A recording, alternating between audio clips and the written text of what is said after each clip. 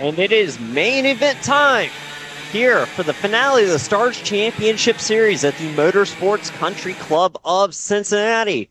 On deck, it is the York KA 100 Masters.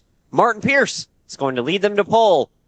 On the outside of row number 1, it is Chris Horan. Chris Kutcher and Jacob Neary make up row number 2. Row number 3, Clay Settles and Max Pappas. Mingnan Zhu and Brant Estes are row 4. Mark Steele and Anthony Stifler will round out the top 10.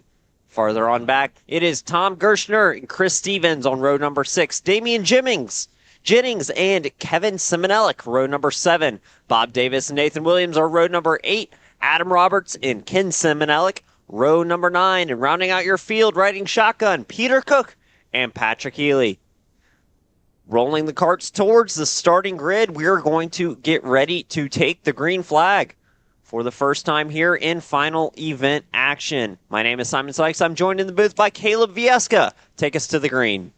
Thank you very much, Simon, as we get set to go green here for the final time for these KA Masters for the last time here in 2023 in the Stars Championship Series, and is all set to play here as Martin Pierce takes the green flag. We are racing in KA Masters. What a start there by Martin Pierce, putting his Trinity Karting Group kart all the way up in a P1. Clay Settles with the move down the inside. A good move by him to move up to P4. So a good move here by Clay Settles, and Pappas already trying to make up spots further on back, as well as other drivers. It's one of the Red Speed drivers who I believe is in second here at the moment, Simon.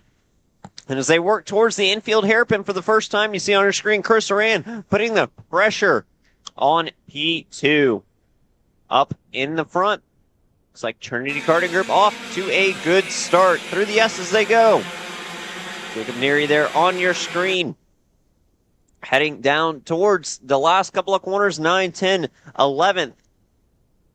As they round the final couple of corners, they will complete lap number 1 here in KA Masters main event action. Yeah, it's still Martin Pierce here in the lead early on. Clay Settles trying to make up some spots as he is going to fall under fire here shortly from here. As the timing updates here, it's Martin Pierce still in first. It's Chris Kutchner in second. And third is going to be Chris Horan. Clay Settles sliding in a fourth. And Jacob Neary, your, provisional champion here. Mathematically, Jacob Neary has already clinched the championship here in the KA Masters. And at the moment, he's currently sitting pretty here in P5. Max Pappas in 6th. It's going to be Mark Steele in 7th. Mingman Zhu in 8th. It's going to be Tom Gresher in 9th. And Adam Roberts rounding up your top 10 here. But what a start here so far by Martin Pierce. He was spoke to him a little bit myself, and he was telling me that some of these other guys were keeping him honest here, as the likes of Chris Horan and Chris Kutcher, Clay Settles as well, was DQ'd for being a pound light when it came to his heat number 2, so he was DQ'd, but he has a handful of pace. It's been a weekend where Clay Settles has just pretty much had to keep his races as clean as possible, because in heat number 1 he was got involved in an incident, and now in the final he was I spoke to him a little bit before, and he was telling me that he just wanted to stay clean the whole way through here, Simon. Well, as they work through lap number 2, down to the inside goes Chris Horan on Chris Kutcher. He'll take over the P2 spot, and Clay Settles sitting there right behind Kutcher. Maybe looking for a move into turn 4. No. Defensive from Kushner. Doesn't want to let any more positions slip out of his hands. Horan setting his sights on Pierce out front. Martin Pierce off to a great start. Enjoys the 7 kart length advantage over Chris Horan, and now Kutcher down to P3 and Settles all over his rear bumper as they head through the S's. Yeah, and Clay Settles is going to be looking for a move here shortly on Chris Horan for that P3 spot. Clay Settles still not close enough to attempt anything here as of now. I think Clay Settles is going to know that if he wants to catch right back up to Martin Pierce to challenge for this lead, he's going to have to push and bear with Chris Horan here a little bit so they can work their way right back up to Martin Pierce, because the more and more they fight, the more that gap from Martin Pierce to Chris Kutcher is going to open up here, Simon. And definitely with Clay Settles running the fastest lap last time by into turn number 1 this time. It is still Pierce, but the battle for P2 starting to heat up with Chris Horan, followed by Kutcher, Settles, and Jacob Neary. Rounds out your top 5. The work towards turn number 4 this time. Into turn number 4, it's still Jacob Neary with the fastest lap of the race. A 1 minute, 9/10 of a second lap for him, so that's a good lap for him going purple last time by. Jacob Neary showing its class all year long here at the Stars Championship Series, and he's showing it here once again at the Clash of the Club.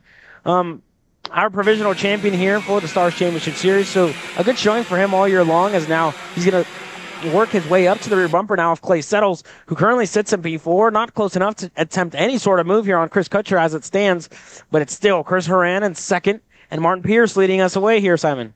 And the closest battle on track right now is for P3 with Chris Kutcher leading over Settles and Jacob Neary. Neary getting close to that rear bumper of Clay Settles as they head towards turn number 1 this time. This time by it was Chris Horan setting the fastest lap of the race, and you see him there at the front of your screen. Was 0.5 of a second quicker than Martin Pierce on that last lap. So any advantage that Martin Pierce had has very quickly disappeared. Horan arriving on that rear bumper of the leader in that Trinity Kart machine goes defensive down the inside of the hairpin. And we'll watch as the top 5 starting to close in on each other. Still Horan pressuring Pierce through the S's. On to the battle for P1 and 2. It's Martin Pierce still in the lead. Chris Horan looking really good in that Cosmic as he was looking for a move. There it goes down the inside into the back section. It's Chris Horan down the inside on Martin Pierce. Can he get clear? He will. And that's a move further back by Chris Kutcher down the inside on Martin Pierce. Not close enough to get it done. And Jacob Neary already on the rear bumper of Clay Settles now on the inside down the main straightaway. It's Chris Kutcher into P2. Martin Pierce loses 2 spots there in the span of 2 corners. Clay Settles falls back to P5. And as they work through turn number 1, that was a start turnaround on the racing action from the lap prior. And you see Clay Settles there getting by. And he'll get by Jacob Neary as the top 5 still close, nose to tail, second, third, fourth, fifth, all fighting for the same piece of tarmac, while Chris Horan now enjoys the advantage out front. Martin Pierce went from first down to fourth in the matter of a few corners, back up to third as he currently sits through the S's. This time he's got pressure behind from Clay Settles and Jacob Neary rounding out the back of the train. They'll head towards the last couple of corners down to the inside. Clay Settles looking for it on Martin Pierce, not able to get it done that time. They'll stay single file through the sweeper into the right-hander, the last corner on this MCC facility, and head back down towards the front straight. You see a move there. Jacob Neary going side by side with Clay Settles down the front straight. 9 minutes plus 2 laps remaining. 9 minutes plus 2 laps remaining in this final race of the year in the Stars Championship Series. On your screen, it's Clay Settles and Jacob Neary fighting for that P4 spot. Clay Settles was looking for a move on Martin Pierce the lap before. Martin Pierce just shut the door on Clay Settles there, not giving him any room to really attempt even a move there on him. So Clay Settles now is trying to fend off Jacob Neary, looking really quick. Like I've said all race long, Jacob Neary, our provisional champion here in KA Masters. So, I mean, he looks really quick here again, and as he's been all year long, and Clay Settles now trying to fend off the champion right behind him.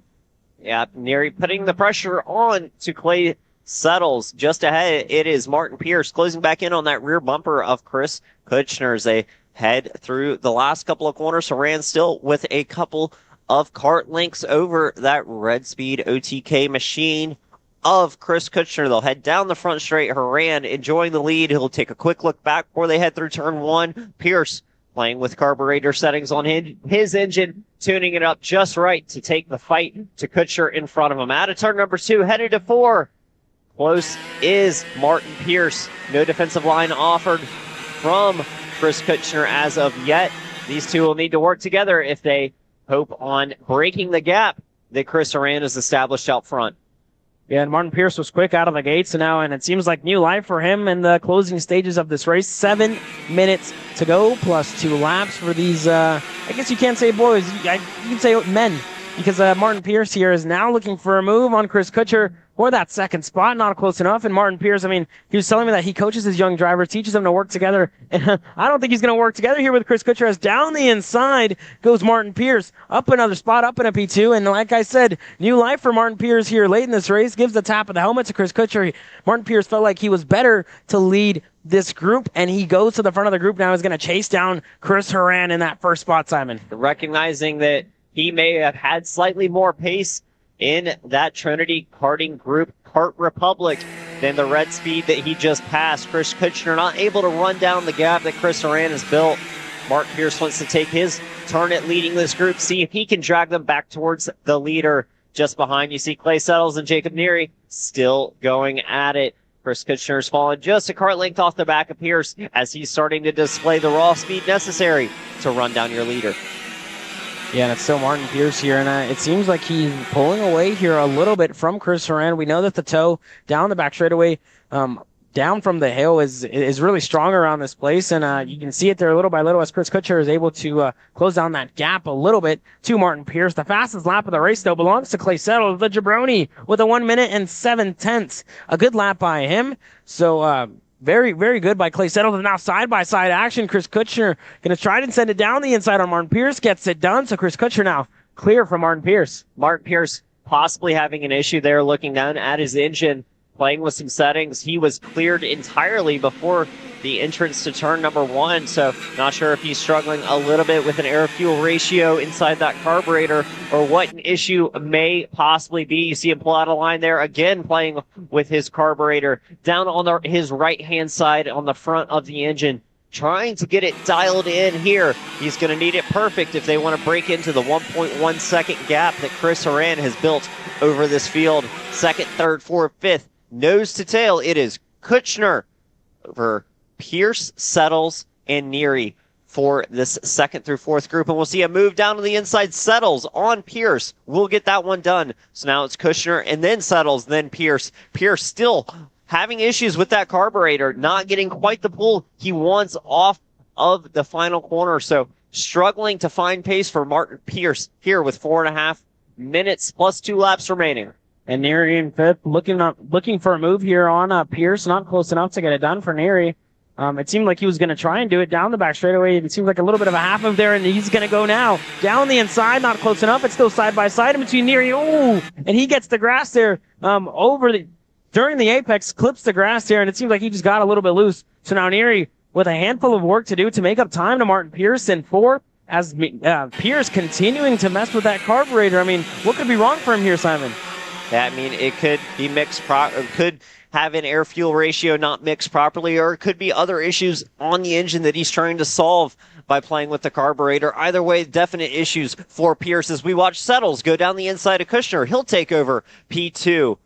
And look at that in front. The gap still 1.1 for Chris Horan. These two in second and third, Settles and Kutchner looking to make a charge as Neary goes to the inside of Martin Pierce. Pierce still struggling with the engine on that Trinity Karting Group Kart Republic machine. He has fallen down to 5th now after leading the early stages of this race. Yeah, so problems late in this race for Martin Pierce, and like you said, I mean, he was off to a great start, led the race, had a little bit of a gap to the rest of the field, and that has all gone away now and thrown out of the window because he continues to struggle here.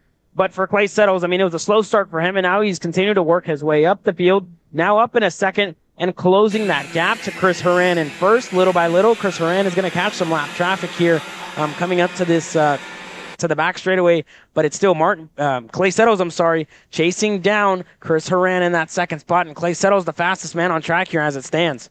And Horan catching that lap traffic. They're all catching him in a pretty tenuous area of the racetrack going side by side. He's trying to get out of the way as these drivers are fighting hard to keep chasing down Chris Horan. Last time by, they were 3/10 faster. This time with the traffic, it evened out. They lost a 10th back to Horan, but Settles has showed us that he has the pace necessary to take the fight to the 224 of Chris Horan.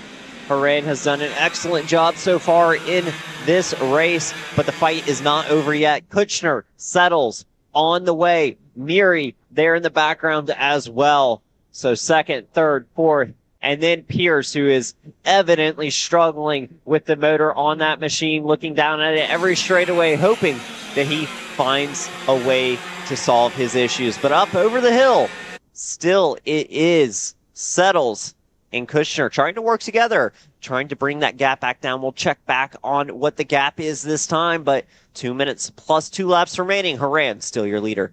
Yeah, and Settles was continuing to close on that gap. Unfortunately, though, for Martin Pierce, that gap in between him and Neary continues to open up, and Pierce is going to fall out of drafting range here as he continues to play with that engine there, and I think that's going to be it for Martin Pierce here because, I mean, he hasn't been able to figure it out. He started off really quick, but that's going to be it for him. And on your screen now is Chris Horan, your leader, the biggest gap that we've seen all race long by Chris Horan. But if we know if anybody can close down that gap, it's going to be Clay Settles, because he's currently the fastest man on track and goes a tenth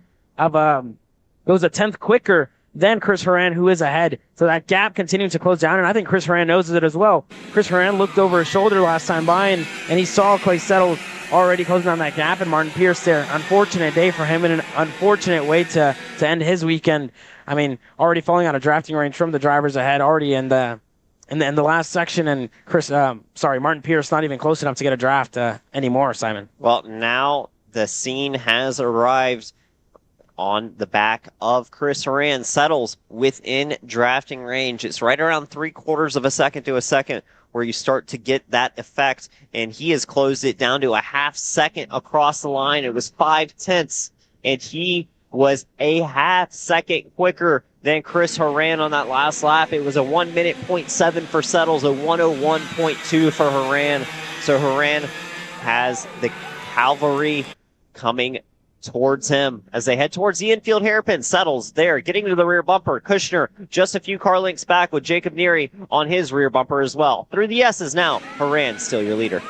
And it's so Clay Settles now arriving on the scene with Chris Horan. Clay Settles already on the rear bumper of Chris Horan. And Settles going to look for a move here down the inside into the final complex. I think Chris Horan's going to let him by. So Clay Settles up and up with P1, and Chris Horan falls back to second. Chris Kuchner and Neary already on the scene as well. So it's going to be a battle for 4 here, coming to 2 laps to go this time by. Clay Settles with a bit of a gap already to Chris Horan in second. Kushner in third, Neary in fourth. Nobody close enough. Nobody going to attempt the move, because I think all these guys want to go for the win here. Is it going to be Kushner down the inside on Horan? Not close enough. Thinks better of it, and they're going to try and close down that gap to Clay Settles. It's 2 laps this time by. The 2 sticks were in the air.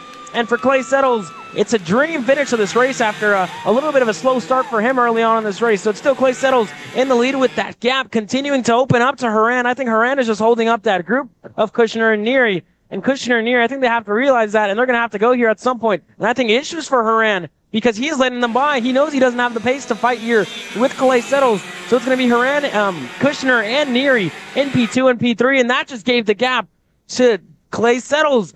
And, Horan and Kushner not even close enough to get a draft.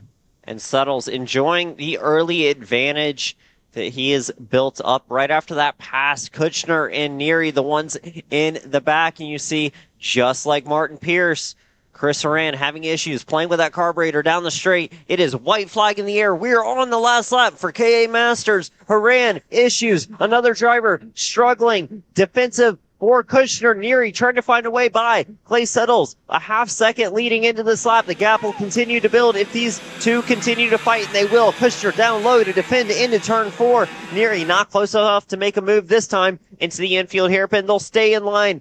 It is Settles, Kushner, Neary, your top 3 as they stand. A war of attrition has seen Martin Pierce and Chris Horan fall off the leading pack, and only 3 are left in contention for the win. But really, it has come down to this man, Clay Settles. He has built up the gap. He has driven phenomenally through the last couple of corners. All he has to do is keep it clean. But Kushner getting to his rear bumper. He was almost there. Not quite close enough this time. They'll come back onto the front straight. And Clay Settles is going to win KA Masters in the final race of the season. Celebrating across the line here at MCC, the final race for KA Masters, the Stars Championship Series. Chris Kushner is going to come home P2, Jacob Neary P3, and you see the celebrations from Clay Settles. He is enthralled. That was a mega drive from the 254 Kart. Chris Horan comes home P4, Martin Pierce P5. Issues for both of those in the engine department. Mark Steele P6, Max Pappas P7, Adam Roberts P8, Anthony Stifler P9, Peter Cook rounds out your top 10. It was Damian Jennings, Chris Stephen, Brant Estes, Kevin Simonellic, Tom Gershner, Bob Davis, Ken Simonellic, Nathan Williams, and Mingnan Zhu rounding out your field in KA Masters. Coming your way next, it is going to be your Micro Swifts final action of the weekend. We're going to cut to a commercial break. Don't go anywhere. More racing to come. You're watching on Car Chaser. Selfish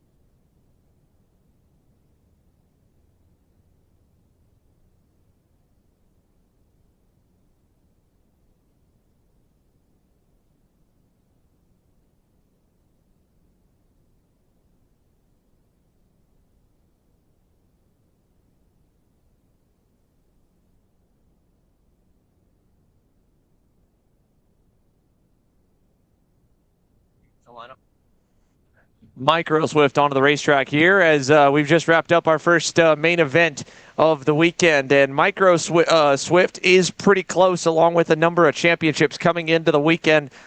With drops factored in, Emerson Lane, I think, trailed Colton Schniegenberg by just about 20 markers, and then over the course of the heat races, pretty even between the pair. Now, you can go to the link off the Stars Discord to find the championship results, but right now, because we haven't run the final, it shows the final as the drop, because there is one drop in the championship that they all are able to take, and we haven't run the main, or it shows this weekend as a drop because we haven't run the final yet, so it's a little bit lower of a point score. But that aside, Jake Manolio is also involved in the championship fight if these two have any kind of problems, and he's the one leading us to green down on the inside of that Team Ferris Racing Black and Blue Kart Republic. Danny O'Gara's on the outside, and we're underway down at turn number 1, side by side, and there's a little bit of contact further back.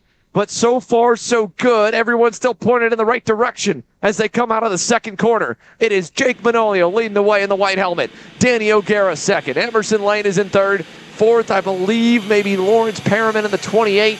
And it was until Josh Bergman just made the move on the inside of turn number 4 from the 6th place starting spot.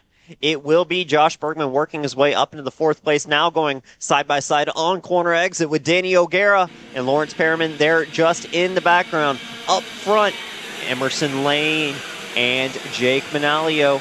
Your two leaders, Jake leading Emerson down into the last couple of corners, but not for long. Emerson Lane going to look out and make the move for the lead. At the same time, Josh Bergman's going to make the pass for third on Danny O'Gara.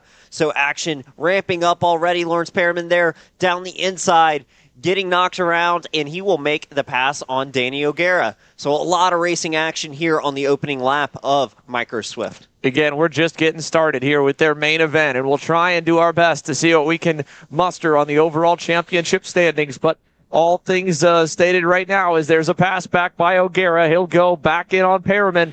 The top three starting to pull away. That's not the best kind of news for Colton Schniegenberg as he tries to go to the inside of Lawrence Perriman. Can't quite make the job done. That's back for 5th, and now Perriman's going to have help right behind him. That's one of the Fox and Son Racing entries. I believe that's Christopher Lavoie in the 22 trying to take over 6. Couldn't quite do it there, so he'll stay tucked back in line, but he was challenging the current points leader in Colton Schniegenberg as they head over the hill. Emerson Lane in the number 50, trying to bring Trinity Karting Group its second and a full sweep of the mini and micro divisions as there's a little bit of a body check there. Colton Schniegenberg fully alongside. Perriman kind of came down. They banged wheels. All good. Colton Schniegenberg into the top 5. And he's got a few kart lengths of a gap to make up. Right about 10 now to get to that lead group of 4. It is Emerson Lane, Jake Manolio, Josh Bergman, and Danny O'Gara across the line heading into turn number 2. Everyone's staying in line in the top group, and the same goes for group number 2 as well. Everyone's settling into a pace, trying to push the envelope, and now it is Josh Bergman to the inside of Jake Manolio to take over position number 2. So still Emerson Lane leading, but new mover into the second position. Josh Bergman through the infield hairpin gets a strong run out of it, and we'll get to the rear bumper of Emerson Lane heading through the S's this time. Yeah, here they go, open over the left-hander, and to the S's, Danny O'Gara on the charge here forward. Let's go side by side here in the starting half of this Micro Swift main event. Back down to Caleb Vieska on pit lane, who has just cut up with a very happy Clay Settles, your KA Masters main event winner. Yeah, thank you, Xander. I mean, Clay, how about that for the jabroni, right? In your first Stars Championship race, I mean, you come away with the win. Just walk me through your emotions right now. You know, fortunately, I wasn't a jabroni today. I kept waiting for everybody I was racing with to be a jabroni, but that top 5 here at Stars was so smooth, so consistent, so fast. I knew that my Comet Top Kart had a ton of pace, so it was just all about being patient. Keith Warren came up to the grid and gave me a pretty incredible pep talk right before I went out, and it basically came down to if you drive 85% and save your best stuff for the end, you're going to win this race. I took that to heart and just so grateful to put the top kart and the number 1 top step at the podium. You know, my dad's here wrenching this weekend. I can't thank him enough. My super sexy wife, I have to call out Kart Chaser Tradition. And then last but not least, my mom. She was actually working the snipers this weekend. I kind of let her take that over, and from the moment she did, we went P1, P4, and then just really locked it in from there. So got to give Mom a special shout out. Sounds good. Well, there you guys have it from Clay Settles, and it seems like the mom was the secret to victory this weekend. Back to you, Xander. Well, Mom does know best, and hey, if it's her on the snipers, I think Clay Settles is going to need to bring his parents along for the ride for the next time he's back behind the wheel. He has had one heck of a summer stretch in his first few K100 races. He's probably got a better batting average than Joe Turney at this point in his class on the win percentage, but now let's see who can get the win in Micro Swift. 4 drivers in the lead group, and one more is lurking, and it's the one guy in the championship picture that we've been missing from the race, Colton Schneegenberg, 3 car lengths back there in fifth. He's had a quiet morning so far, but we're into the final now, and he is rolling up onto the back of the lead group through the infield hairpin. As it stands, Emerson Lane leads the top group through the S's, but not far behind, just about 3 or 4 kart lengths. It's going to be Colton Schneegenberg well into the draft effect now. He will arrive within the lap, and look at that to the inside. Josh Bergman looking for P2 on Jake Manalio. A little bit of a hip check, and that'll allow Danny O'Gara to shove it down the inside, and Jake Manalio going to go from second down to fifth as Colton Schneegenberg is well embedded into the top group now. Yeah, talk about a big drop there. Manalio to the back, Schneegenberg in, and then a big ultimate opportunist type move out of Danny O'Gara on the MPG Motorsports Kart Republic. So as he closes up to Emerson Lane, he's going to take that and go all the way to the lead, but a little bit too deep in turn 2 for Danny. And a good crossover from Emerson Lane holds the spot as they head over to turn number 2. Down into turn number 4, Schneegenberg to the inside of Bergman. He's going to get the job done for P3 on track. So the top 5 not content to sit where they run currently. Everyone trying to push the envelope for every last position they can drag out of it, even though we have a long way to go. Still 9 minutes plus 2 laps remaining. That's not what these guys are thinking about on track right now. All they want to do is go farther forward. And you see Bergman just barely getting into the rear. Schneegenberg through the final S this time. That'll give a kart length gap to Danny O'Gara out front. Will he pressure Emerson Lane? Not this time. Everyone stays nose to tail, and another bump from Josh Bergman onto Colton Schneegenberg coming down the front straight, getting a little aggressive there for third place.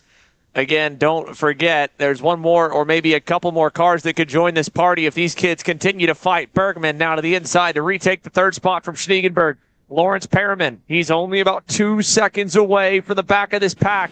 Needs them to fight for the lead again, and at the moment, Danny O'Gara has decided to hold off on that. He's pushing Emerson Lane to try and build a bit of a gap and lower those lap times. Still so much racing left to go here in this Micro Swift division. He can, stay patient and wait in second for a while. One driver you cannot wait is Colton Schneegenberg, though. He's got to get around Josh Bergman or at least push him to the lead and shuffle Emerson Lane back, because Lane has had such a even week to him. He's the only real threat for Colton Schneegenberg in this championship when you factor in the drops. O'Gara's a little bit further back, and the same for Jake Manalio, who before drops isn't too far off and ends up second coming in, but now after drops ends up a little bit further down the leaderboard. So all that said, as they head on the front stretch, everyone in the title fight, everyone that's run most of the season is in this lead group, and the 2 major players, first and fourth at the moment, headed down to turn number 1, and a good lap that time from Josh Bergman. How about the fastest lap overall in the session? 64.098. He's purple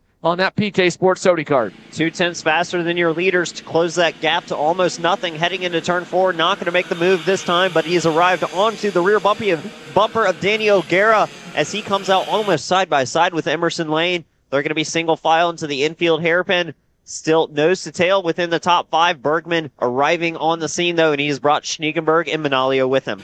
Yeah, they're all just right there lined up, and at any moment here, they could start to make some moves. We've seen Josh Bergman be a little bit aggressive in the pre-final. Might have been told to dial it back. Danny O'Gara is dialing it up, though. He'll go to the lead in the left-handed sweeper. And Emerson Lane sets up another crossover, doesn't do it, and everyone kind of stacks up behind him as there was a lot of hesitation, a lot of half passes. In the end, it's the number 67 of Danny O'Gara that leads us onto the front straightaway. Son of former IndyCar Series star Sarah Fisher. And the mom here is watching her son lead on the national stage for what I believe is one of the very first times. He takes us down to turn number 2. And into turn number 2, Josh Bergman going to make the pass on Emerson Lane to move Bergman up into that P2 spot. No one going to be able to challenge Danny O'Gara just yet. He's going to run slightly defensive into turn number 4.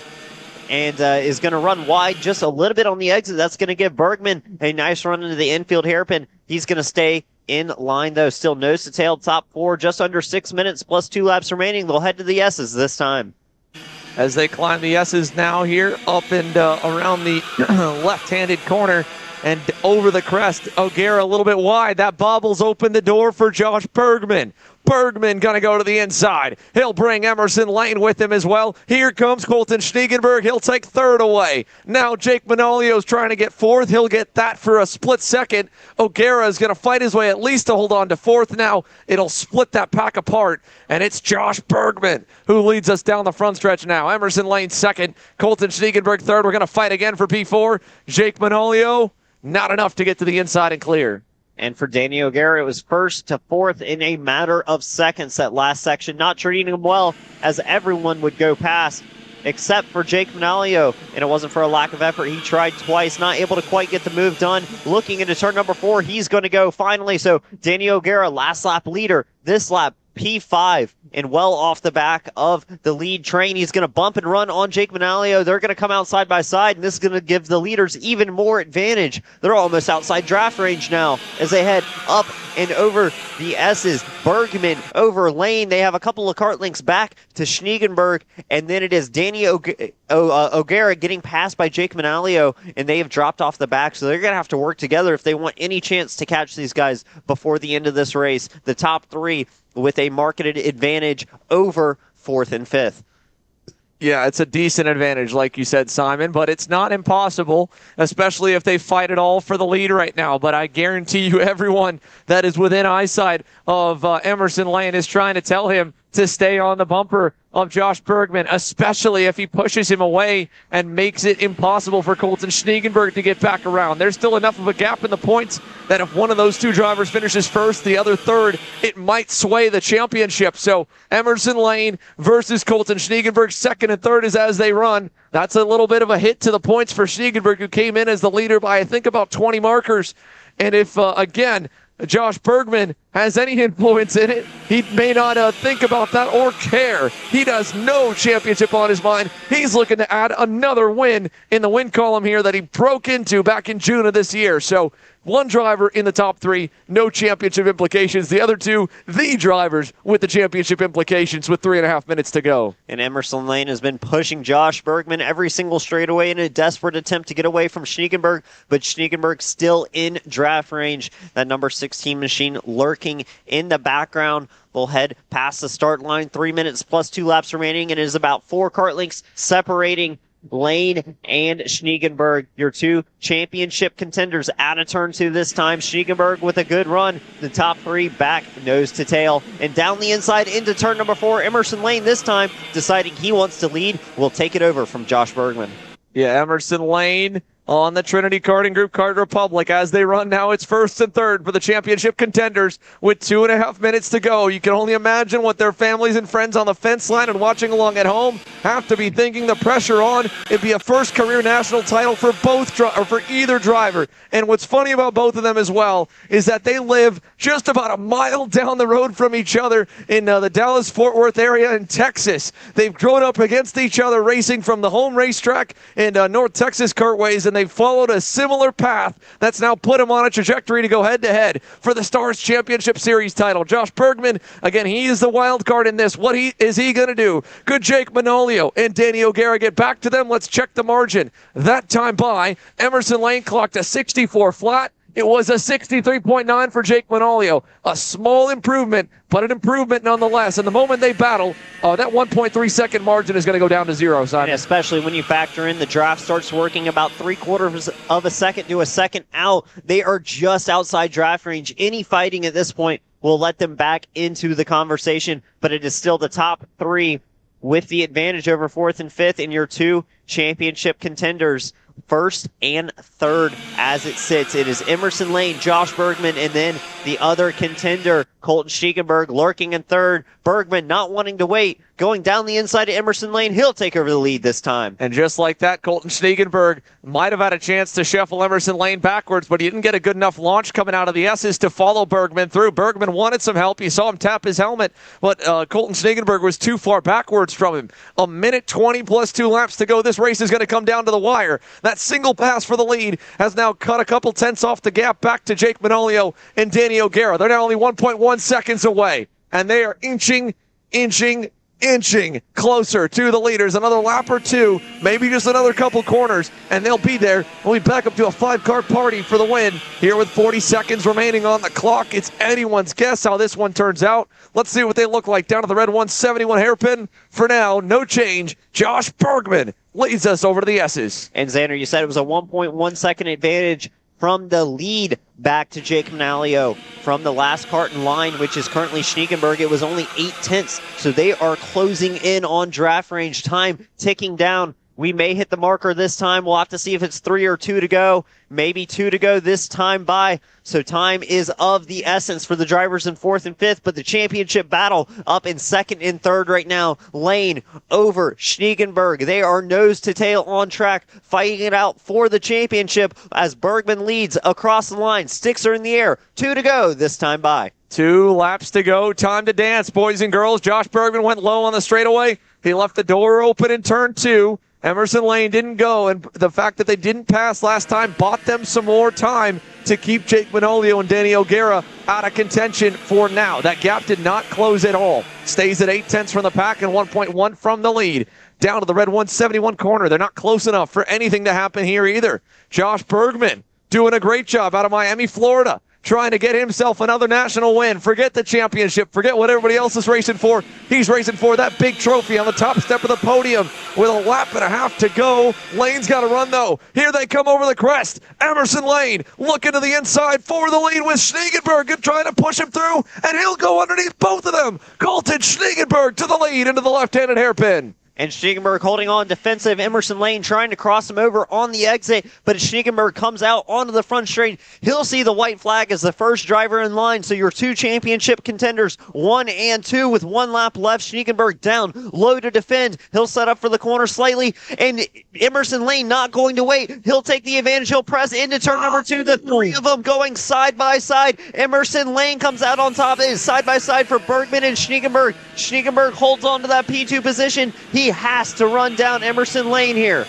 Emerson Lane and Colton Schneegenberg were almost even through the heats. Lane was able to pick up a mere 15 markers on him. That put it down to almost 5 points. I think that move right there by Emerson Lane, it might have just got him the championship over Colton Schneegenberg. A heads-up race in the final, as close as you can call it. And now it's 3 car lengths for the final time up and over the hill. Schneegenberg's going to defend low. Now again, that's unofficial. It still might go the way of Colton Schneegenberg if my math's a little bit off, so I won't call that. But what I do know is that Emerson Lane has more than enough ground out of the final turn. It is not win number 1. He already broke through that. It's going to be another win for Emerson Lane, and Trinity Karting Group gets their first win defending home turf in race number 2. If he can hold it, it does. Emerson Lane wins in Micro Swift. Emerson Lane with a masterful drive and a decisive move to take the lead and win it from the front. Schneegenberg going to come home P2. Josh Bergman finishes 3rd. Jake Manalio 4th. Danny O'Gara rounds out your top 5. Behind the lead group, it was Lawrence Perriman P6. Hibashi Jimenez P7. Austin Taylor P8. Christopher Lavoie P9. Bryson Scales rounded out your top 10. Farther back, Asher Ferris, Riley Doublier, Drake Williamson, Easton Kubinski, George Zeminski, and Liat Semenelik rounds out your field here in your Micro Swift final, the last race of the season for the Stars Championship Series here at the Motorsports Country Club of Cincinnati. And you see the celebrations, the tire shaking from Emerson Lane. He is thrilled to pick up the last win of the season.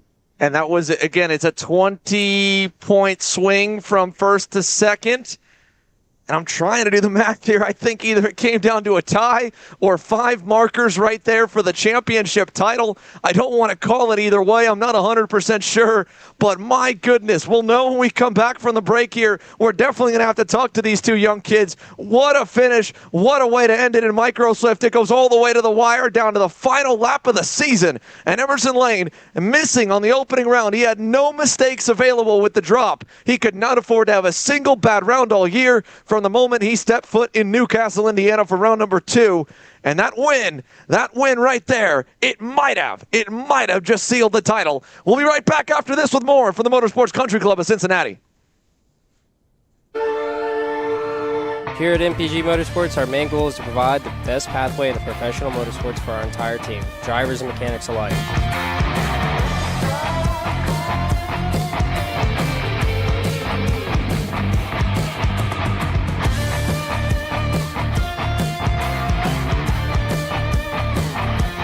We're based out of Whiteland Raceway Park in Indiana. For more information, contact us at chase@mpg-motorsports.com.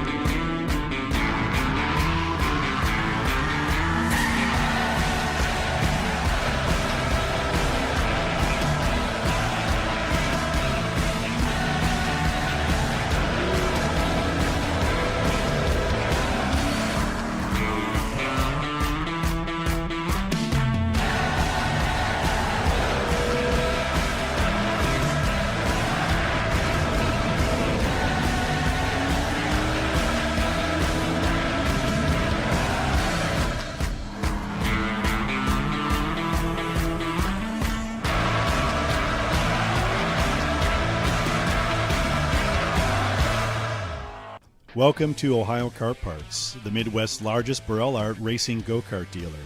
We carry Burrell Art, Daniel Ricciardo, Charles Leclerc, and Robert Kubica branded go-karts, as well as parts from names you trust. Chassis components from Freeline, engines from Miami, Briggs & Stratton, and soon-to-be Tillotson, electronics from AIM Technologies, MG Tires, Taika Axles, seating from Tillett, Arai helmets, and 3/10 race products. Visit us online at www.ohiokartparts.com, at our facility in Lorain, Ohio, or at the local track on race weekends. If we don't have it, call us at 440-628-KART. That's 5278, and we will do what we can to help you out.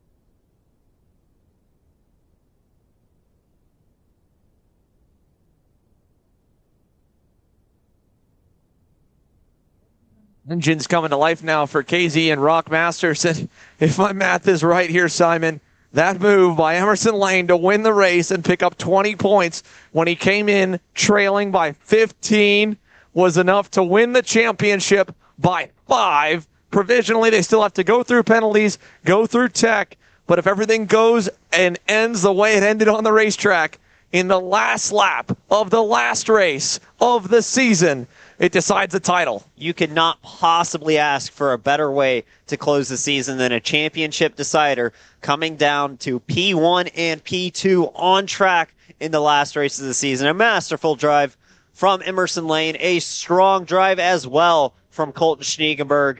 We'll see the title provisionally go the way of Emerson Lane in the Trinity Karting Group Kart Republic camp. On track now, we are getting set to roll for another final race of the season, your final in our Pro Master Shifter category with the Rock subcategory. Rolling on to the track now, warming those tires, we're going to get you a starting lineup for your Pro Masters. Go ahead. So rolling off on pole, it is going to be the man of the day, the one who has been so strong and unbeatable through the pre-final. Scott Presti rolls off in P1. On his outside, it will be Justin Kelly. Row number 2, Joe Ruck and Michael Rivera. Row 3, AJ Nowd and Frank Runco. Row 4 is Jake Fetter and Ryan Frank. Rounding out the top 10 will be Brian Chatfield and Brad Danoff. Farther back, Jeff Mills and Tiffany Kelly on row 6. Hugh Templeman, Fred Robertson, row 7. Gary Osterholt and Chaba Boydosho on row number 8. Larry Pegram and Brandon Reed on row number 9. And on his lonesome in row number 10, rolling off shotgun on the field, it'll be Morn Van Tack. Drivers rolling into the tram lines now, getting set to go racing here in Pro Masters with a standing start. See if there are any issues or if the drivers will get away clean. Off to you, Xander. Scott Presti will lead us off here again, as you mentioned, on that VTM Racing Team Ralph Schumacher kart. I don't think he's got enough, even with this weekend, because of Joe Rook's dominant season. Joe Rook pretty much is going to end up with a drop round outside of winning the main event here today, because he's done such a good job in the opening 3 rounds of the season. A win at round 1, a second at round 2, and a win at Pittsburgh. The number 1 plate might stay with him. The only outside shot would maybe be Justin Kelly. And we'll try and do the math there in this race, but first, let's turn the lights off and get him away. And it's another hole shot for Scott Presti from the pole. He'll lead us down to turn number 2. And look at that, Joe Ruck already on the inside of his teammate in Claire. He's got himself up to second, just like that, out of turn number 2. The farthest up the grid Joe Ruck has seen this weekend. After qualifying 13th, he's had an uphill battle through both heats and the pre-final, but now finds himself in P2, trying to beat the man who has been unbeatable here at MCC so far. Scott Presti in the 608 machine rolls them through the S's for the first time. So as they exit the left-hander and head up the hill, Joe Ruck already looking really good here on cold tires. He's half a car length back from Scott Presti, much different from the pre-final where Presti was able to get away from the field by about a second and then just pull that lead out lap by lap. Joe Ruck always finding a way, even when it's a bit of a struggle in qualifying or not the best heats, or maybe even not the best pre-final, to turn up at the end of the weekend when it matters the most, and it's all on the line here in the main event. He's 3/10 back here at the end of lap number 1. It's Kelly in 3rd, Rivera 4th, Frank Runco with a solid start there in 5th, and keep your eye on a few drivers coming from the tail end of the field. Morn Van Talk from the rear end, having to work his way forward, and a handful more, including the likes of Larry Pegram. We mentioned Larry broke there in that race. He's already up to P8 on that Trinity Karting Group Kart Republic. Larry Pegram has picked off half the grid on lap number 1. What a rocket ship start for him, and look at Joe Ruck trying to get to the lead. Can't quite get it done at the top of the hill. A tough place to make the pass, but Joe Ruck goes for it. Not going to see success this time, but the pressure is on Scott Presti. Not so much in the pre-final, but Presti feeling the pressure already here in the final of Pro Masters. They'll round the start straight and come by the line, this time by working lap number 3 now. And it was Larry Pegram setting the fastest lap of the race. It is Joe Ruck spinning in turn number 2. Big mistake out of Joe Ruck there as he smoked the tires going into the corner, and Frank Runco drops a tire. Ruck trying to get back to the inside of Mike Rivera. The main thing for Joe Ruck here is as well, I believe, checking on the points, Justin Kelly too far back to challenge him, and I think the same for Scott Presti as we got more together. 3 cars are off of the racetrack. Larry Pegram had just gotten himself up into 7th and just got around Brian Chatfield, and Chatfield climbed up and over the right rear tire, and that ends the day already. Oh man, Larry Pegram had such a good run going, and the chaos that started when that guy, Joe Ruck, just got halfway spun around under the braking zone in turn number 2. It bottled the field up, and Larry is out on the inside infield of the racetrack. It's now Presti, Justin Kelly, Joe Ruck, Mike Rivera, and then you've got Bradley Danoff and Ryan Frank there, 5th and 6th. Meanwhile, let's go down to the KC pit box as we try to sort out what just happened on the racetrack, and side by side with Caleb Vieska. Thank you, Xander. With me now is Colton Schiegenberg. Colton, it was a pretty good race for you, finishing 2nd. The championship battle was tight. I mean, just walk me through your race there. I mean, you know, obviously you wanted to win, but finishing 2nd, not too bad either. How was it? It was good. I just had a couple mistakes, which brought me back, and then I had Jake Manolio help me push me back up. At the last lap, I had to defend from Josh, and Emerson was too far ahead, so I couldn't catch him. Well, I mean, it wasn't too bad in the end, finishing 2nd. I mean, who would you like to thank for this weekend? I mean, you had a good championship run here at Stars. Who would you like to thank? My coach, Gary Willis, Alex Stanfield, my driver coach, and my mom and dad, my Tim and Tony for coming to support me, and my sponsors. Well, there you guys have it from Colton Schneegenberg. A very good season for him, and I'm sure we'll be seeing a lot more of him in the years to come.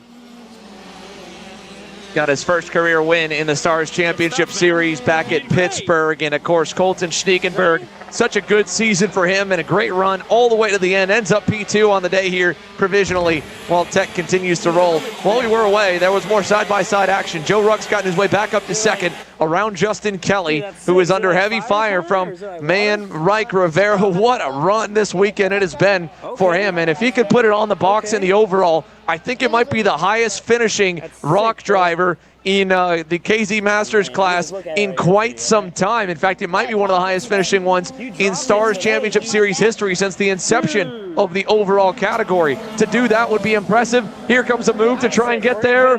Not enough on the inside of turn number 2. He is filling the proverbial mirrors of Justin Kelly, trying to work his way up into the third spot. Mike Rivera, such a strong weekend on that rock power plant, slightly underpowered compared to the KZs.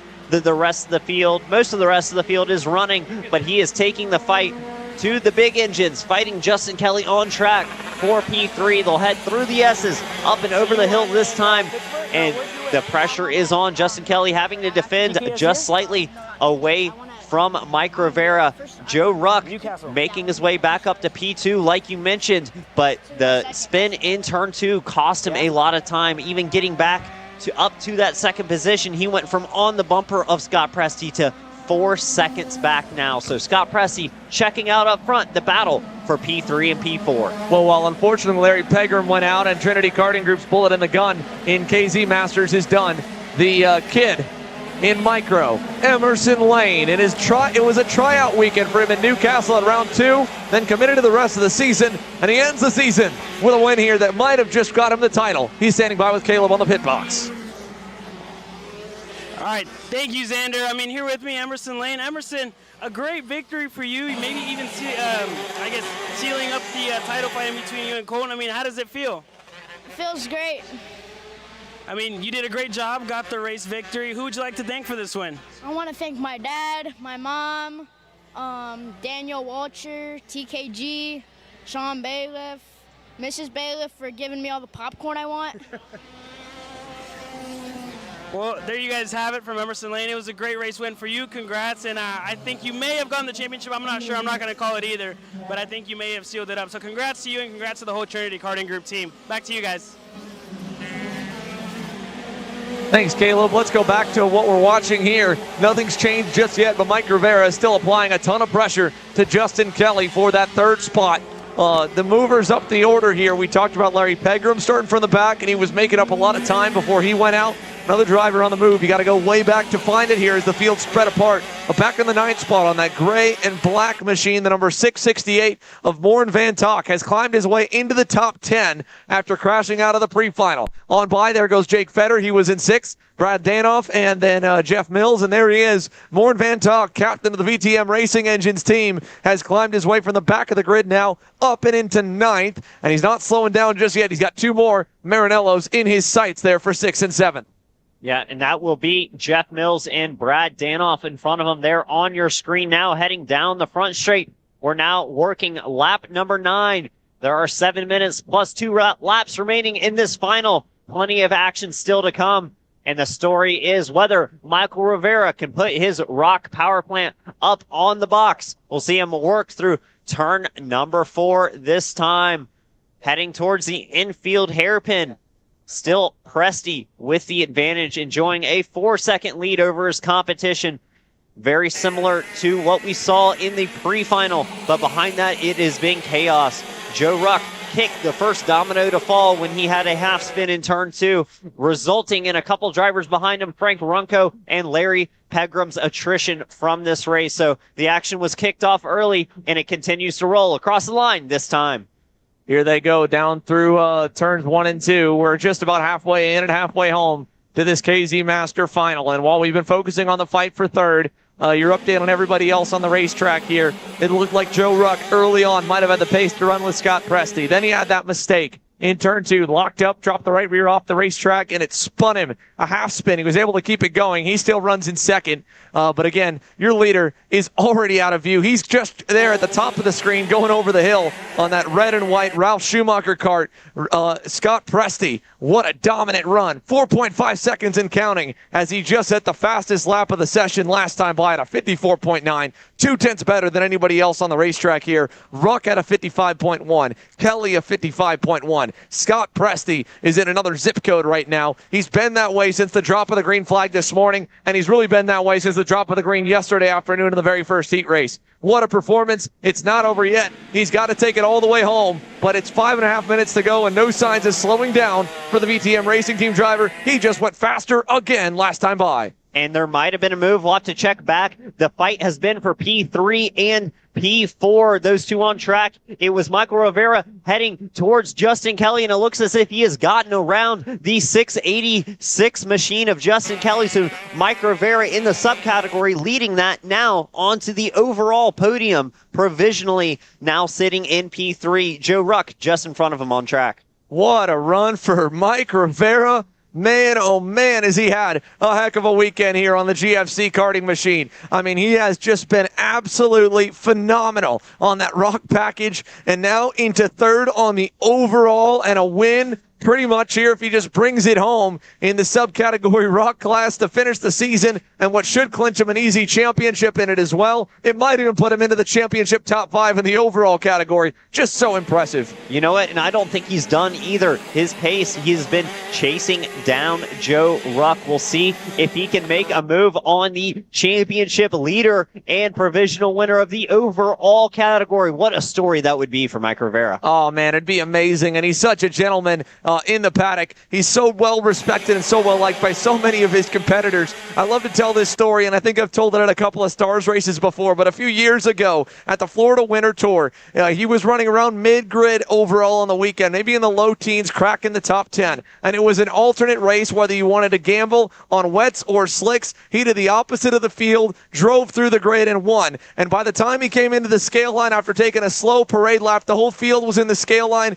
and the entire field gave him a standing ovation. This is a guy that is so well respected for what he's done with his sport and how big of a supportive figure he has been in the paddock everywhere he goes. And for him, this would be icing on the cake to cap off a potential championship year in the Rockmaster division, to put it on the box. And like you said, Simon, at a 1.5 seconds away, it'll be a tight run to try and catch Joe Ruck by the end of it. And again, unlike him, Joe Ruck's got a couple less years and a couple less gray hairs. So it's even more impressive that he's able to run as good as he is for the length of these finals. I mean, Joe Ruck, an avid CrossFitter for him and his wife, super active family lifestyle. And they have to be for him to be this competitive in the hardest, most physically demanding type of motorsport you can find in almost anywhere else on the planet, and that's shifter kart racing. And then right now, he's able to show that even when he doesn't have the pace, that pace is still consistent. The last few laps have still been relatively close to his overall best, and he is giving it everything he's got right now in that Vermont Kart Company Maranello. Second may be all he can do,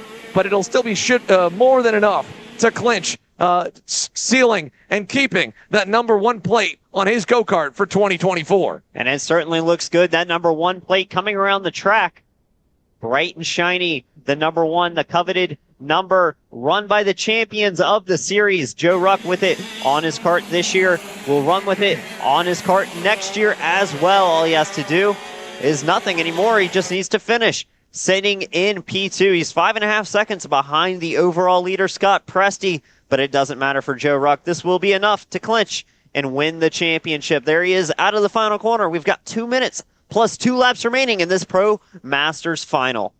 Yeah, still a little bit of time left here. There's Scott Presti working through some more lap traffic. That was Fred Robertson on the GP kart in 13th off the side of the racetrack. One driver who I didn't see on the grid for the final, and it might have been, I'm not sure what it would have been the reasoning for it, was AJ Now. Remember, he was in contention in that pre-final, but I don't believe he started this main, so unfortunate for the GP camp to have one of their drivers out, but at least here for Fred Robertson, he'll run the full distance as he currently runs down in that 13th position.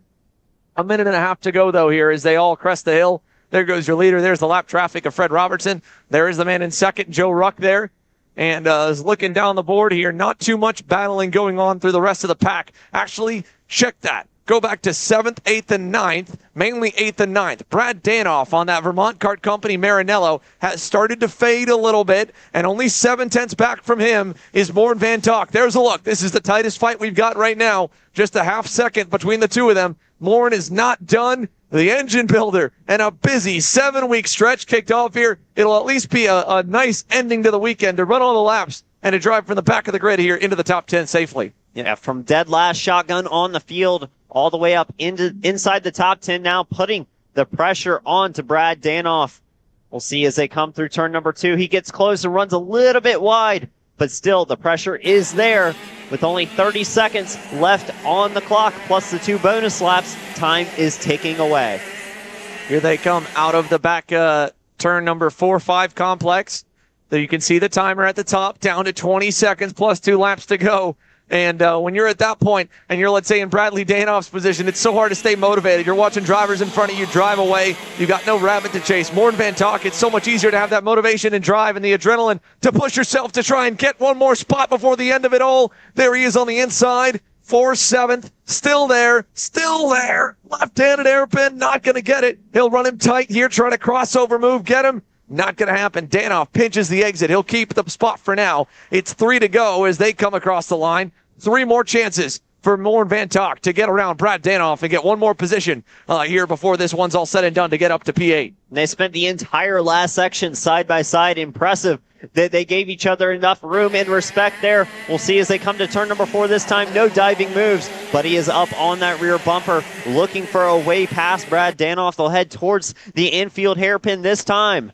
Check this out as well. While these guys are battling, the battle for third's going on also. Van Tok going to get the inside into the S's. He'll get clear. Check this out. 3rd place. And now it is Mike Rivera under heavy fire. Justin Kelly has found the afterburners. He wants to end the star season with an overall podium. Here he goes. Inside turn 1. Not enough to get through, and Rivera holds the spot with 2 laps to go. An intense battle for the final spot on the podium. Justin Kelly not wanting to give Mike Rivera the satisfaction, but he has his work cut out for him. Rivera down low, defensive into turn number 4. This will let Kelly close up on the exit slightly. They'll head towards the infield hairpin. It is definitely Michael Rivera feeling the pressure from Justin Kelly. They'll come out. Only a kart link separates the two through the S's this time.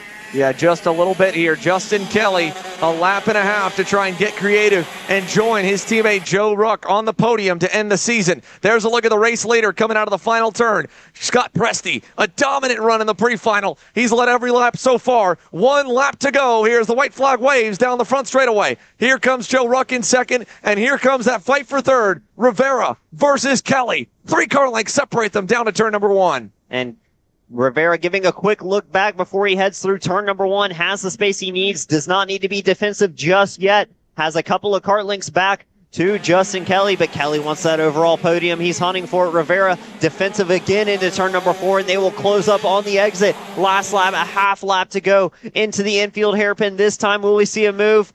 Almost. Not yet. He will close up on the rear bumper. Only a couple more passing opportunities left. Just Justin Kelly not giving up as they go to the S's here for the final time. Up and over the crest. 2 major passing zones remain. He got a decent exit, but he slid the back end a little bit coming over the hill. There goes your leader. Here comes the fight for third. Up front, Scott Presti's got it all locked up. Rivera's just got to defend on the final run. It's Scott Presti winning the main in KZ Masters. Joe Ruck second. Here's the fight for third to the line. Rivera is going to hang on. Mike Rivera at the line, just barely, is going to nose out Justin Kelly. And for the first time all season, a Rockmaster driver will join the KZ Masters on the overall podium. Michael Rivera, 3rd overall, first in class by a country mile over the rest of the pack. Hugh Templeman is actually battling. Check this out for 11th and 12th. Hugh Templeman on the Magic Kart. Tiffany Kelly on the Marinello. They're going to come just across the stripe. That is the battle for 2nd in class. And Templeman, the reigning champion of the division, ends up P2 here in the main. And I'll check on the points here to see how it all cycles on out, because that one came down to the wire as well in the Rock Masters Division Championship. Let's take a look here for the Rock Master Division. Rivera ended up leading by a good bit coming in. And yeah, it should be enough for him to hold the title. Templeman and Tiffany Kelly, that spot, had it flip-flopped. It might have been enough for Tiffany Kelly. Actually, with the drops, I think think it'd be close for Tiffany Kelly to pick up on Hugh Templeman, depending on how it goes. So that battle for second in the Rock Shifter Master Championship might go down to the very last breath of the season. But we'll clear it off here as Larry Pegram makes his way off to the side of the racetrack. The rest of the grid, the way they ended up, Ryan Frank picks up a top 5 finish. Solid run for Ryan. Jake Fetter ends up down in 6th. Brian Chatfield 7th. Again, Morton Van Tok, we documented his drive through the grid. He ends up 8th. Bradley Danoff in 9th. Jeff Mills rounds out the top 10. And there's Mike Rivera on the front stretch. He wants to see if they can maybe toss him down the checkered flag. Come on, there we go. Oh, so close to catching it there, Mike. There you go. You can grab it. Give us a little victory lap for his championship run and to finish 3rd overall. Well-deserved for Mike Rivera. And a nice little extra cool-down lap to end off the season. A huge congratulations to him as he'll parade his way around the racetrack. Your 2023 Stars Championship Series Rock Shifter Master Champion Michael Rivera. Going to parade on around. I don't know if we'll see donuts from Mike Rivera because unlike in some of the pro categories we see, he pays for everything. So it's an extra bit on the engine rebuild if he's going to give any kind of circles for us on the straightaway. But a cool down lap as tradition for Mike to just take one more lap to take it all in, soak it all in, and take a deep breath. He just fended off one of the fastest drivers in the KZ Master Division to hold on to 3rd. That was a hard-fought race for him.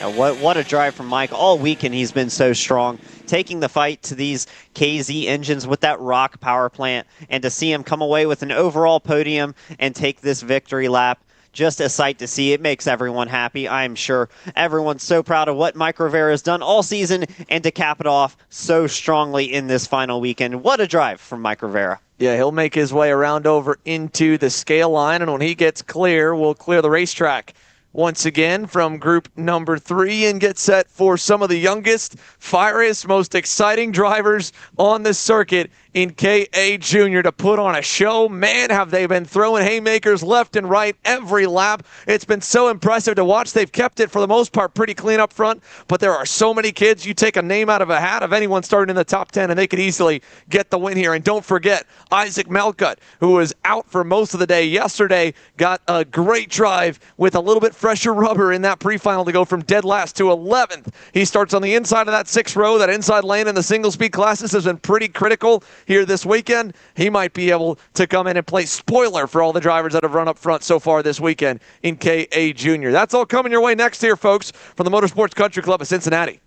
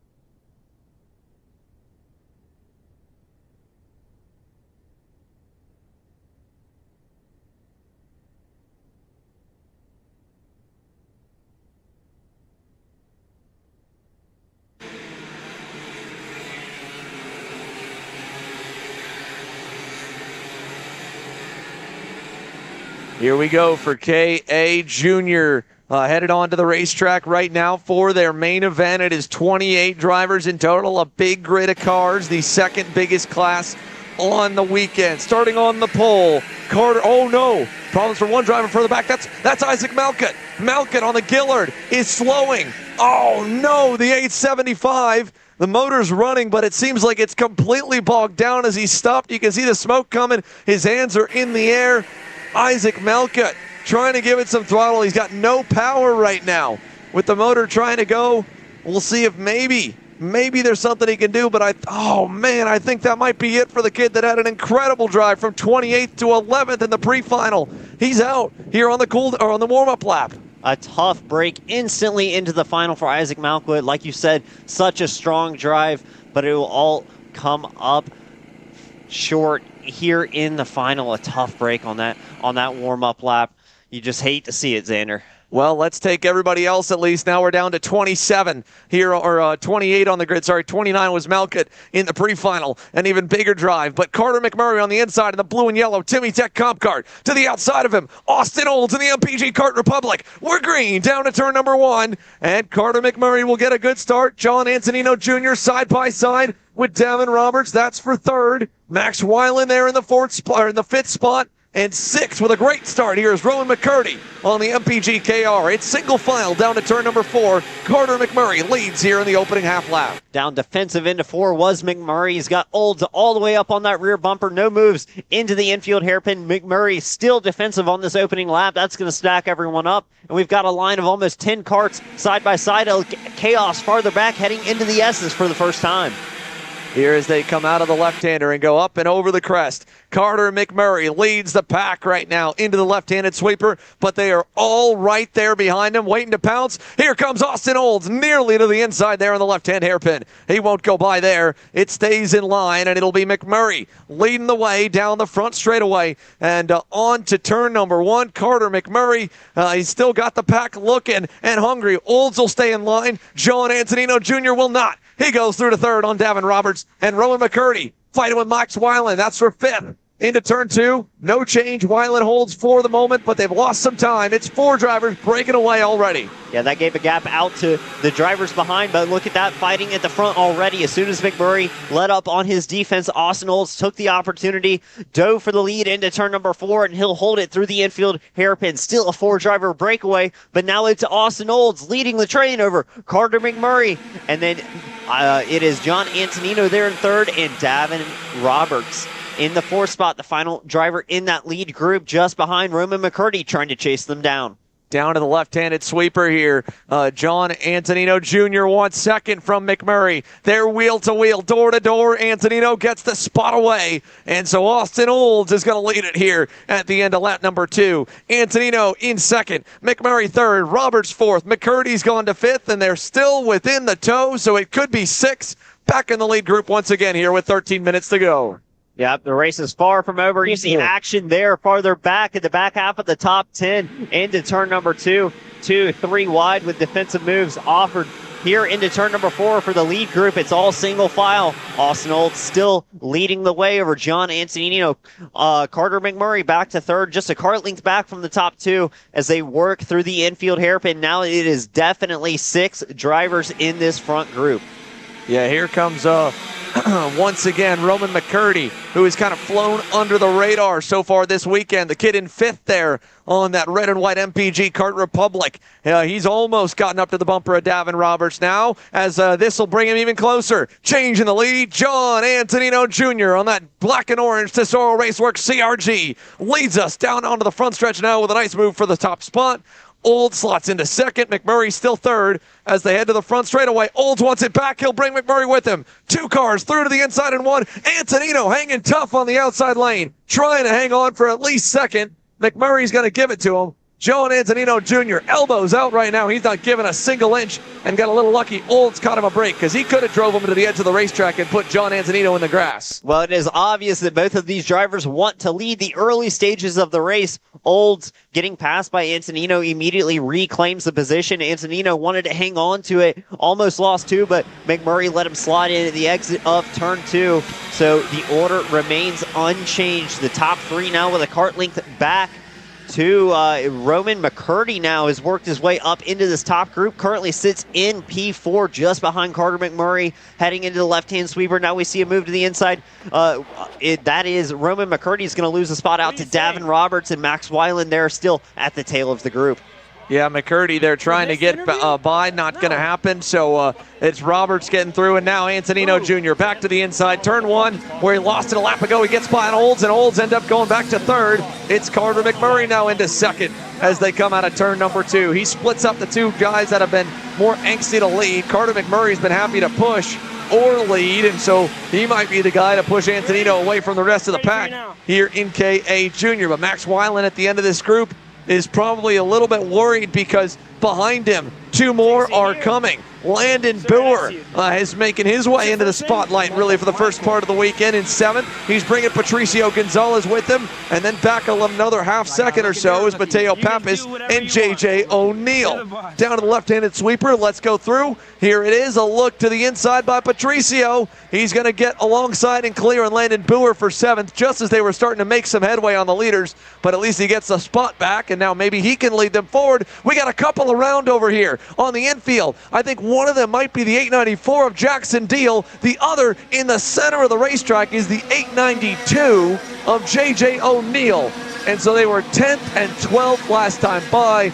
They'll go all the way to the rear of the pack while the leaders head out of turn number 2 and over to turn 4. Antonino Jr. leads. We'll wait to see for more side-by-side action while we go side-by-side with Caleb Biesca on the Kart Chaser Pit Box. Thank you, Xander. I mean, I'm here catching up with Michael Rivera. You were able to clinch your first national championship here this weekend. I mean, how does that feel? That's awesome. My main goal this year was to show everyone how good the Rock is. We could run with KZ, and I really wanted a double podium, and I finally did it the last race of the year, so I'm stoked. I mean, who would you like to thank for, I guess, the whole season and this weekend in general? I definitely big shout out to my wife, my family, and Gary Carlton. Without them, I would never be able to do what I'm doing. Well, there you guys have it from Michael Rivera, a champion now in the Stars Championship Series. Send it back to you guys. Thanks, Caleb. What an awesome guy, Mike Rivera. Congratulations to him on the chip, and the same as well goes out to Joe Ruck, who had clinched it coming into the weekend. That one a little bit less open than I believe the KA Junior Championship. I'm not sure exactly where the points lie, but we'll get a read on that here because there have been so many different players throughout this entire season that have all had ups and downs. It's been such a competitive class. And as John Antonino Jr. leads them up the S's, it's still a competitive main event as well. Forge cars in the lead pack as Max Weiland got back around Rowan McCurdy a lap or 2 ago, and they're a little bit further back from the top 4, but not too far back. No, they're still well within the conversation, but the top 4 doing their best to not hold back. There have been a lot of passes already. If they continue this, it'll be easy for the drivers in 5th and 6th to close back up onto the rear of this group. But as it sits, coming back onto the front straight, John Antonino leads the way over Carter McMurray. We'll wait to see if there's a move down into turn 1. No, everybody stays in line this time, looking for turn number 2. Any passes? No. Austin Olds sits steady in 3rd, right behind McMurray. They'll head out through 3 and towards the hairpin in turns 4 and 5. No moves here. The leader still single file and dropping Davin Roberts off the back of the train. I think by the way that the points are calculated, Mason Walters, who's absent this weekend from the final round, may have already clinched the title just barely. But with Isaac Malkett out here in the main, and of course not scoring points in the pre-final or final, if Austin Olds can find himself, I think at least 3rd, if not 2nd, he might move up to become the vice champion, which would be a heck of a performance from the kid who just got the Route 66 Sprint Series title. As for the rest of the group here, Carter McMurray, he could also jump his way up the leaderboard with a win by missing out on round 2 in Newcastle. And for John Antonino Jr., it's been more of a frustrating season, I think, than anything, with a lot of woulda, coulda, shouldas, but a good run for him just as well could put him as maybe 2nd or 3rd in the championship fight. So the lead, I think, is out of reach by Mason Walters, but the drivers fighting for 2nd in the title fight are 1st, 2nd, and 3rd by my calculations so far. And what a sight to see. I mean, we saw it in the Swift final earlier, the Micro Swifts, with Emerson Lane and Colton Schniekenberg running 1-2 in the championship, finishing 1-2 in that final race. We're seeing a similar situation here, except without the title to decide. Still, John Antonino leading over Carter McMurray into the last couple of corners.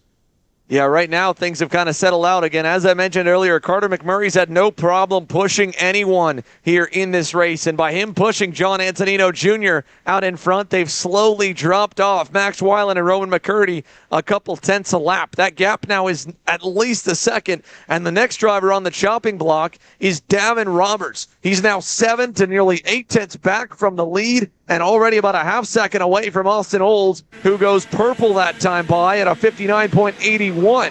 So Austin Olds, Carter McMurray, John Antonino Jr. really elevating the pace needed to hang with the leaders, and by doing so, all three of them are pulling it to make it just a race between the three of them. They could be both for the race win and second in the 2023 standings. As they work through the S's this time, there is Davin Roberts, I believe, on your screen. Yes, it is. He is hanging off the back of this pack, trying to catch them, but it's tough when the man in front of you, Austin Olds, is the fastest one on track. He is just still within draft range, but barely. The top three working through the last turn. They'll come back onto the front straight. Here's a view at Max Weiland as he comes out and drags Roman McCurdy along with him down the front straight. Those two drivers sitting in 5th and 6th, respectively, as they cross the line for just under 5 minutes remaining, plus 2 laps here in the final for KA100 Junior. Out of turn number 2, there's a great shot of Roman McCurdy onto the back of Max Weiland, but back up at the front, no move still. It is Carter McMurray, comfortable to push John Antonino up front. He's still just going to stay right there as they roll on through. And let's go ahead and we'll take a moment while things are pretty tame before things really heat up in the lead pack to cycle through the rest of our top 10. Of course, while the leaders head through the S's right here at the top of the hill, you go back, there's Davin Roberts going by, and oh no! Carter McMurray, big mistake there on a second. Dropped the tire. One heck of a save there coming out of the S's. And Austin Olds takes over P2, and that was a lifeline for Davin Roberts, and he's now right back into that lead mix. And John Antonino with the biggest lead anyone's seen all day here in KA Junior, a couple of car lengths. Then you go back about 2 seconds. There's Max Weiland and Roman McCurdy there. They're kind of by their lonesome in 5th and 6th. The same for Patricio Gonzalez and Landon Boer. And the edge of the top 10, another driver that had an outside shot at getting second in the title fight is Jackson Wolney there on that Brandon Jarsacrack Racing LN kart. He runs down in the 9th spot. Unfortunately, not much more can happen for him. CJ Bowman, we mentioned we couldn't find him there in the pre-final. I think his transponder may have stopped working. He was still starting 12th here in the main. Hasn't really gone too far forward or too far back. He runs now 11th, as that was a good pass by Sebastian Rist on the Kartworks Racing Tony Kart to move into the top 10, and right behind him is Cole Wilson on the Team Ferris Racing Kart Republics. That's 10th, 11th, and 12th. The rest of the pack continues to roll here. The only driver out so far was Mateo Pappas. We saw him early on in the scrum, and he's the only one that has not continued to this point. 11 laps completed so far. It'll be 12 complete this time as Bowman retakes the 10th spot ahead of Sebastian Ritz there to go back into the top 10. Here's another group a little further away. This is Sebastian Frigolay. We saw him up front with a fantastic qualifying effort this weekend. He's now outside the top 10, leading a 3-car train with Landon Cardwell and Gabriel Balog. And as they work into turn number 4, you see back up at the front, John Antonino leading over Austin Olds and then Carter McMurray and Xander. That one was for anyone out there who didn't believe the commentator's curse is real. As soon as we say the action's calm at the front, we're going to take a look backwards. Carter McMurray goes flying off the track, and the action starts to heat up. So it's always a timing thing with racing in general. But Antonino leading into the last couple of corners ahead of Olds, and McMurray back up on that rear bumper, Austin. Yeah, so John Antonino Jr. now already watching that pack eat up the margin. Let's see at the line here how much quicker they go. We could see some new fast lap times of the race right now with the big toe, big push down the front stretch for McMurray and Austin Olds. Is it going to be purple? It will, or at least it'll be personal best for McMurray. Davin Roberts got the fast lap of the race the previous time around as they were reeling in your race leader. 1:40 to go, and knowing Austin Olds how eager he was to lead early on and how eager John Antonino was to lead early on, the fact they're first and second, I don't see Austin Olds hesitating one bit the moment he gets to the bumper of John Antonino Jr. with just a minute and a little bit of change left in this one. I think he's going to go for it, Simon. Well, they've already both shown they want to lead this race from the front. Both Olds and Antonino not comfortable to sit behind Mcmurray, comfortable to push and wait and bide his time for the end of the race. But as they work through the last couple of corners, Olds almost getting to the rear bumper. Antonino with only a minute left on the clock. The action about to kick off here in KA Junior. Now down the front straightaway, car length and a half from Antonino Jr. back to Austin Olds. Just under a minute plus 2 laps remaining. So we'll see if we get around to the line to make this be 4 to go or 3. It'll be borderline, depending on how quick these kids can get around the racetrack. Right on the money with the way that the time has fallen, plus 2 laps. Down to turn 4, Olds right there, and first opportunity, he takes it. He's going to still race him out of the corner. Antonino hanging tough on the outside. Now McMurray going to get through into second as Olds falls back to third. Olds wanted it in turn 4, didn't quite get it done by the apex, and Antonino was able to hold the run around the outside, and that allowed Carter McMurray to come through as well. So a little change up in the front group. McMurray now solidly onto the rear bumper at Antonino. Time ticking down. We may get the 2 to go this time by. We'll have to wait and see, but it is a 4-kart fight for the win here in KA 100 Junior. Down the front straightaway, John Antonino Jr. will see the timer hit 0, and that means it's time for the double sticks. 2 to go for the Tesoro Raceworks CRG. John Antonino Jr. trying to get his first career junior national win here, and it's been such a close run all year long. Here he is leading the way out of turn number 3 and over to 4. Carter McMurray right behind tells him to keep going forward. He'll push him all the way to the hairpin. And through the hairpin they go. Antonino running a little bit wide, carrying as much speed as he could across the exit. McMurray not going to make the move this time into the infield hairpin. A lap and a half left in this race. When are the passes going to happen? We're headed through the S's now. A couple of good passing opportunities coming up here at the back section of the track. They'll be coming back to the white flag this time. Who's going to make the first move? Will it be McMurray? Will Olds get to the rear bumper? We'll have to see. Coming through the last couple of corners, they'll see the white flag this time by.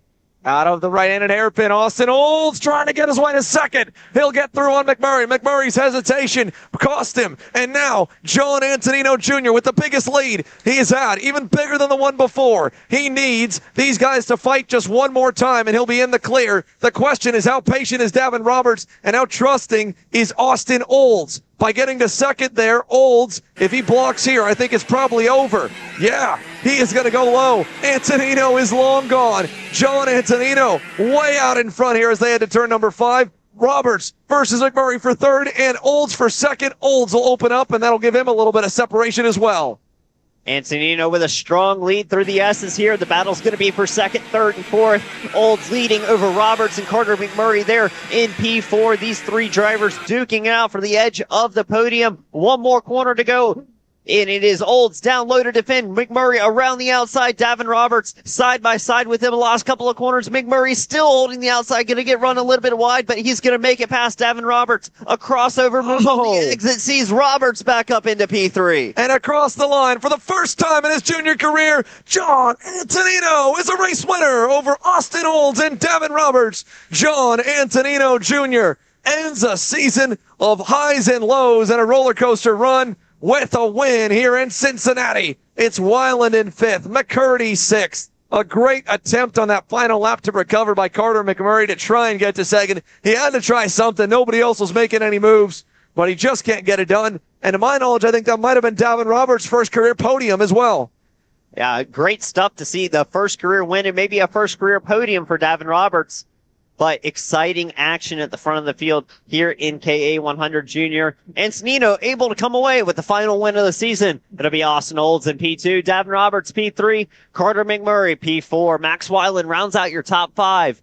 Farther back inside the top 10, it was Roman McCurdy, Patricio Gonzalez, Landon Boer, Jackson Walney, and CJ Bowman made up your top 10. On farther back, it was Gabriel Balog, Ryan Mort, Landon Cardwell, Homer Heeman, Mason Kuhn, Andrew Hamill, Matias Gonzalez, JJ O'Neill, Isabella Simpson, and Jackson Deal were your top 20. Making up the back half of the field, it was Kennedy Tracy, Charlie Myers, Sebastian Reese, Keelan Turney, Cole Wilson, Rick Davis, Sebastian Frigole, and Mateo Pappas closes out your field. And then obviously the terrible break for Isaac Malkowitt at the start of the race. But exciting action from KA 100 Junior. Great stuff here from our KA Juniors, and just like that, we're halfway through the rotation, ladies and gentlemen. But don't worry, we've still got an action-packed afternoon of racing still to come. On the grid will be the Mini Swifts here with Cameron Marsha, Max Mokaram, and a number of drivers ready to get after it here to close out that season. At the same time, following them, it's 3 back-to-back headline-level events. KA Stars at 39 drivers, and our 2 Pro Divisions, the OKN Stars and the Pro Stars classes, with Pro Stars having the championship locked up by Talon Yockel, but OKN Stars coming into this one separated by, I think, just 25-something markers for Brandon Carr and Henry Wheeler. It'll be almost heads-up racing in the main event, since they both will start at the front of the field. It's all coming your way next here from MCC.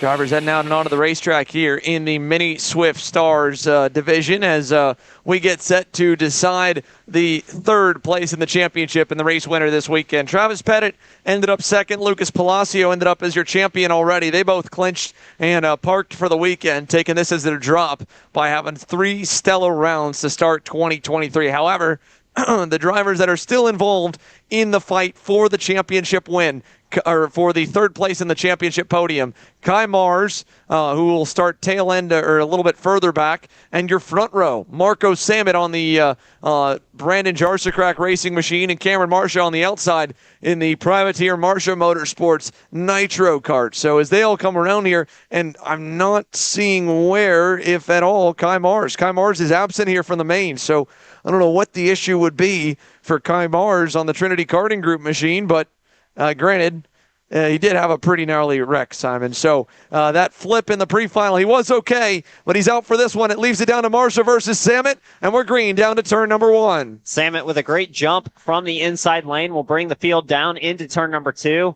The outside lane, not bad, not great off the line. They'll come out of turns 2 and 3, and it'll be Sammet low lining it on the first lap down into turns 4 and 5. Will come out of the leading hairpin, heading towards the infield hairpin. It'll be Sammet leading the way as the field is still side by side a little bit farther back, and then we'll come out single file towards the S's. So my mistake, Kai Mars, of course. Granted, when you go over and you skid on your helmet and you impact it, right, the helmet's then toast as Max McCarron goes, oh no! Marco Sammet gets knocked completely off the racetrack for the second time in that same corner this weekend. That poor kid on the BJRLN card is out off to the wayside as Max McCarron tried to go for the lead. Very aggressive move. Cameron Marsha over-undered both of them. He leads us here at the end of lap 1. And the update on Kai Mars, this superstar kid got a new helmet. He's in the orange helmet there on the TKG Kart Republic. Started in the back. He's up now to 5th place here on the end of the opening lap. What a recovery for Kai Mars here to get back on the horse after a nasty flip. I mean, there's some flips that are not too bad. That was a hard one, the way he went over and onto the concrete, Simon. As hard as that flip was, it just makes it all the more impressive that he's back and going here in the final for your Swift Stars. And we were both looking for that trademark white helmet from Kai Mars. We didn't see him in the lineup, didn't think he was racing, but indeed he has troopered his way through and come back for more here in the final. They're working their way through the S's this time, and Marco Sammet has his work cut out for him as well after that incident last lap in that corner. Now side by side for second, Jaime Garcia on the Super Tune USA Paralyn goes through on Max McCarron. He'll take over that spot, but funny enough, right before that pass, while McCarron was in second, you would think Marco Sammet would want Max McCarron to fall backwards to him. But truthfully, he's Max McCarron and Jaime Garcia's biggest fan right now because he still has an outside chance of catching these guys. He's at the top corner of the screen, 3 seconds back. The leader, Cameron Marsha, is fast enough that he could tow this pack around and Sammet would never get there. But if they fight with Cameron, they could bring Marco back into the mix, and his championship hopes of getting onto the podium and a potential race win would still be alive. Let's go side by side while they try to chase the Marsha Motorsports number 114 at Cameron Marsha down to Caleb Viesca on the pit box. Thank you, Xander. I mean, here joining me is John Antonino. John, your first victory in junior, your first victory of your career in junior. I mean, how does that feel? It's insane. I just can't believe all the emotions that I'm going through and what's happening right now. I mean, just walk me through a little bit about your race, right? I mean, towards the end, it seemed like smooth sailing for you, but it was difficult early on, wasn't it? Yeah, on my start, I did horrible, but I just tried to keep it clean, and I made a couple mistakes in the beginning and tried to keep it as clean as I could. And then once I caught back up to them, I went forward as fast as I could, and I got it. Well, it seems like you did get it there in the end. I mean, who would you like to thank for this victory this weekend? Tony Tesoro, CRG, my mom, my dad, my grandpa, and all my sponsors, Liquid Sky, Kern Asphalt, Simmons Construction, BBS for the amazing engine this weekend. Thank you guys. And yeah, everybody else. Well, there you guys have him, John Antonino, a national race winner for the first time in his junior career. Back to you guys. Thanks, Caleb. How about that for John Antonino Jr.? A long list of sponsors, and it might get a little bit longer after a big win like that one here today. That might have also, again, put him into potentially third place or second place in that KA Junior Championship when the dust fully settles and gets calculated. Let's look at the lead here. Again, we mentioned Marco Samet needed the pack to battle. Well, the other thing that'll help him here, not only if they battle, but the pack is spreading apart. Samet now has already picked off one at the back of it. That was Jacob Scheible. He's almost to the cusp, but Grady Kroenig and Alex Kutcher. If he can get through, oh no, wait a minute, hold on. Watch this when he comes by the start-finish line. I think that left rear bumper, it might be dragging a little bit on him. As long as it stays connected on both sides, it'll still be okay, but that's going to hurt him a little bit. You can see it just going by Marco Samet. It was a hard impact up and over the curbing and off the racetrack into the dirt, and it might have damaged and broken a rear bumper bolt for the 175. We're hoping that it's going to be all okay for Marco Samet as he charges his way back towards the front. You saw a pass on your screen there for Kai Mars working his way through this field. Now up into P3 already for Kai Mars. So an impressive recovery, especially after the heavy impact in the pre-final, wasting no time, driving his way back towards the front of this field, trying to catch Cameron Marcia and Jaime Garcia, who lead this race through the last couple of corners. What a story it could be if Kai Mars was able to win today after going up and ending on his head on the asphalt on the final 2 laps of the pre-final. There's a look at the bumper of Marco Samet, and right now it's okay, but the 175 rear bumper looks like it might be fully disconnected, and that would be a heartbreaking end, and there goes the meatball flag. Oh my goodness, Marco Samet had just gotten back up to 6th, and the bad luck for this young man, he cannot catch a break here in Cincinnati. The rear bumper, again, once it becomes disconnected, it becomes a safety concern when that rear end's exposed and potentially the other side could go, and then you'd have a big piece of debris flying off in front of the pack. So nothing you can do. That's sticking to the book, and kudos to the Stars Championship Series officials. But Marco Samet, that fully disconnected rear bumper, is going to take him out of what could have been one of the best comeback drives we've seen, outside of the fact that Kai Mars maybe winning this thing after flipping earlier this morning. And with Marco's pace and the way these races have gone, he still absolutely would have had a chance at winning this thing after the big off at the beginning of the race, but an unfortunate mechanical there is going to cut his day short, and that will end his season on the spot. Unfortunate for Marco Samet. The people who are enjoying it, though, Cameron Marcia, Jaime Garcia, as they lead away from the front of the field over Kai Mars across the lap. This time it will be working lap number 7, 103.3 for Cameron Marcia and Jaime Garcia. They are 3/10 faster than Kai Mars there in P3. Kai Mars getting passed by Max McCarrum through turns 4 and 5. Yeah, so Kai Mars now back into that fourth position, and for both of them, they need Jaime Garcia to not do what he's doing. He's pushing Cameron Marcia away. These two here, 3rd and 4th, I don't know if they're as fast as the 114 leading, and that's, of course, why McCarrum wanted to go back by in front of Kai Mars. They're outside the drafting window of the top 2 just by a hair. 1.2 seconds last time, probably about 1.4 now after the move.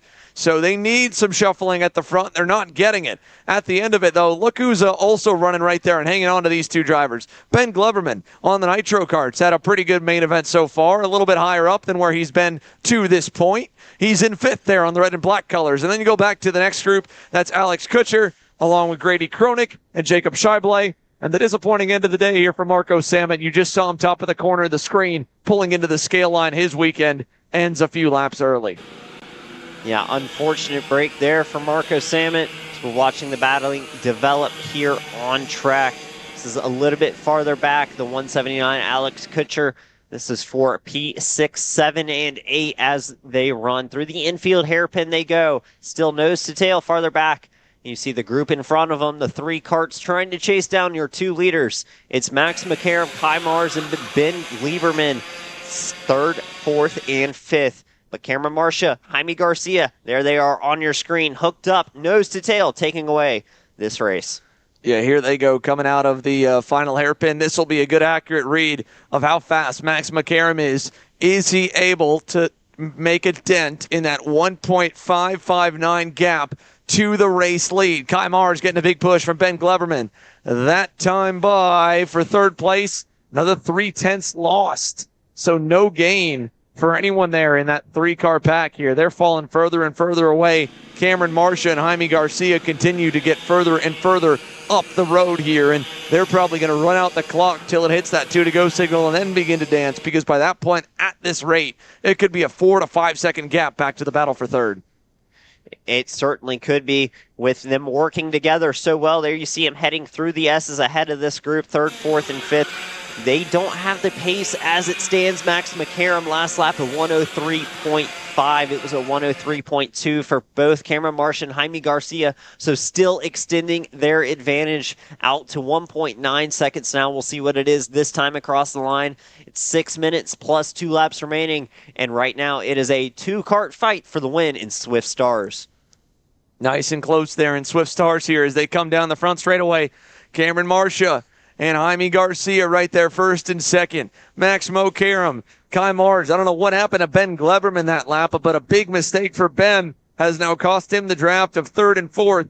And this will be about probably how it rides to the end of the race now, with just 2-car tandems between the packs. The 1st and 2nd 2 drivers, they're right even, and the same for 3rd and 4th. They're faster than the guys behind, slower than the guys in front. I don't think they're going to link up at any point here. It's 2.1 seconds and continuing to grow. Last time by was another 2/10 added on for Cameron Marcia and Jaime Garcia, back to Max Mokaram and Kai Mars. And through the S's up over the hill, there you see the 2 karts hooked up together. Jaime Garcia making that move. This is 114 of Cameron Marcia holding steady, and you see the battling there for 3rd, 4th, and they have dropped 5th. So it is now Max McCarron and Kai Mars taking off in 3rd and 4th. 2-kart breakaway for 3rd and 4th, a 2-kart breakaway up front, working lap number 11. All things assuming the same here. Again, Cameron Marcia was absent at round 3 in Pittsburgh.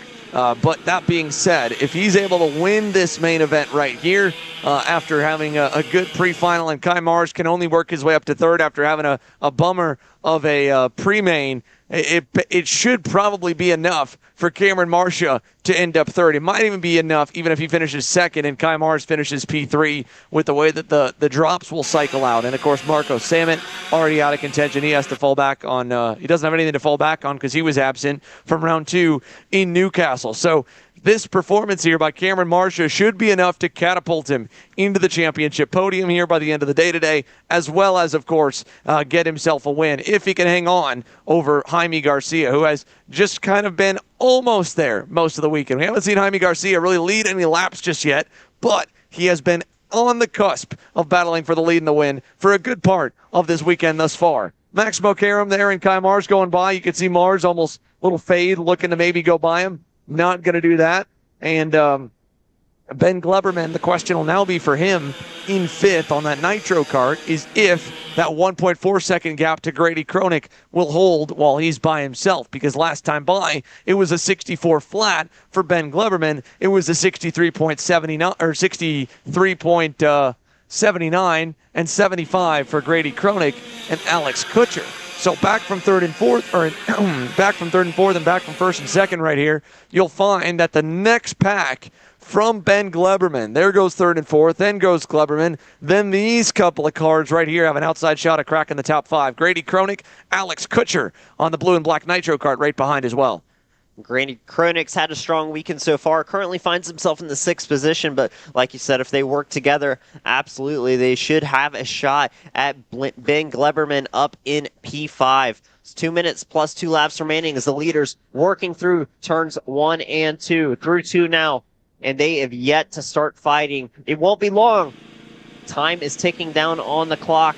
When will the battling start? Jaime Garcia, after a fairly quiet weekend, could this be a victory chance for the driver of the 130 machine? Back into the infield hairpin this time. Still Marcia leading over Garcia. as they go to the S's. Now the clock goes down at 2 minutes plus 2 laps to go, so no major changes for anyone just watching on. If you're just joining us now, of course, don't forget we've got 3 more main events to come, and all 3 of them could be very, very exciting. Next up will be the KA Stars class. So competitive, so much fun to watch, and such a big battle and a good championship fight as well that James Overbeck leads coming into the final race of the season with a good performance through the pre-final. Emerson Reed needs a bit of dominoes to fall his way to steal that title back from him as they entered relatively close in the point standings. OKN Stars, equally close, actually even closer. 20 markers separates second place in the title fight, Henry Wheeler, and the current championship points leader, Brandon Carr. If Wheeler wins and Carr finishes second, for example, and Henry Wheeler has dominated this weekend and he led the pre-final flag to flag, well, not flag to flag, but once he got the lead, he pulled away.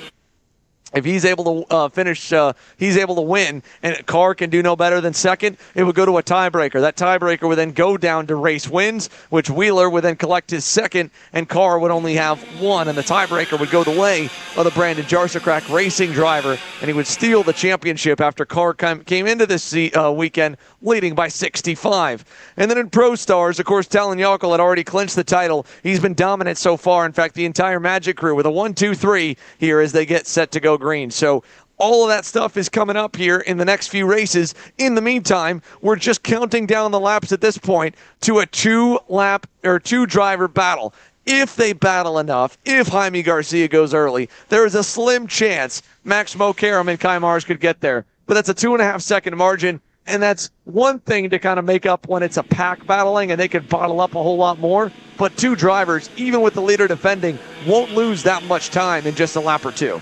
Yeah, and especially with only 3 laps left on the books, they'd have to be making up an average of just over 0.8 of a second per lap on your leaders. And I just don't see that happening right now the way they're running. They've yet to fight Jaime Garcia comfortable to sit there and push Cameron Marsh away from the rest of the field. So as we get towards the closing stages of this race, the question will be, when does he start to make a move? And will it be enough for Max Mokaram to make up the gap? I don't think it will, even if they do start to fight, because time is ticking down and we're coming back to 2 to go this time by. And even if he's close enough to make that move, we watched this entire lap so far, he's not been to the bumper of Cameron Marcia since a couple of laps prior. With the 2 to go signal given, Cameron Marcia's lead now is at 4 car lengths, and it's slowly growing as he tries to pull out one more stop and get a little bit further up the road. And for a little bit of storylines for those following along, Jaime Garcia, this will be a first career American national win for the Super Tune USA Paralympic driver. And for Cameron Marcia, he got his first win at the Miami Grand Nationals by a couple of thousandths in a crossover move to go from 3rd to 1st at Trackhouse Motorplex in July. And he rolled that momentum over to his next start on the national tour, the U.S. Pro Kart Series, right here at the Motorsports Country Club of Cincinnati. And right in this corner, running in the lead pack in 5th after qualifying on the pole, had the rear tire come off in the main event. So not only is it looking to continue to open the floodgates and get national win number 2 for Cameron Marcia to back up that Route 66 Sprint Series championship he got 2 weeks ago, it would also be redemption at a racetrack that took potentially win number 2 from him just about 3 weeks prior. White flag in the air. The gap is as big as it's been all race. And now we focus on the fight for 3rd because Kai Mars, the kid who was upside down just 3 hours ago, is trying to get himself onto the podium, and Max Mokaram is trying to fend him off and hang on for that final spot in 3rd. Marshall leads us out of turns 4 and 5, and the fight for 3rd continues. Mars back by over in 4. And they've traded spots 3 times on this lap already. Defensive for Mars, wide for Mokaram as they head towards the S's. This time only a couple of passing opportunities left. The win looks pretty wrapped up for Cameron Marshall with that advantage he built over Jaime Garcia, but this fight is intense. Kai Mars side by side with Max Mokaram, only a couple of passing opportunities left. Who's going to come out on top? As they go through the sweeper. Final time through. Mokaram got a good over-under at the end of the S's. They'll battle the line, but it's the redemption story complete for Cameron Marcia and the Marcia Motorsports Nitro Kart team. He is victorious in Cincinnati here in Mini Swift. Second to Jaime Garcia, and at the line, oh, it got close, but Max Mokaram will score a first career Stars podium alongside Jaime Garcia as well. Kai Mars, a great recovery drive, just getting back behind the wheel and getting back on the horse after a nasty flip like that is impressive enough and shows how tough this kid is. But nonetheless, to end the way that he did, they are battling for the podium, almost comes away with it, so close for Kai Mars, and rounding the top 5, fending off that midfield charge is Ben Gleberman with one of his better results on the weekend. Now, as KA Stars get set to go, let's send it down to you, Caleb, on pit lane.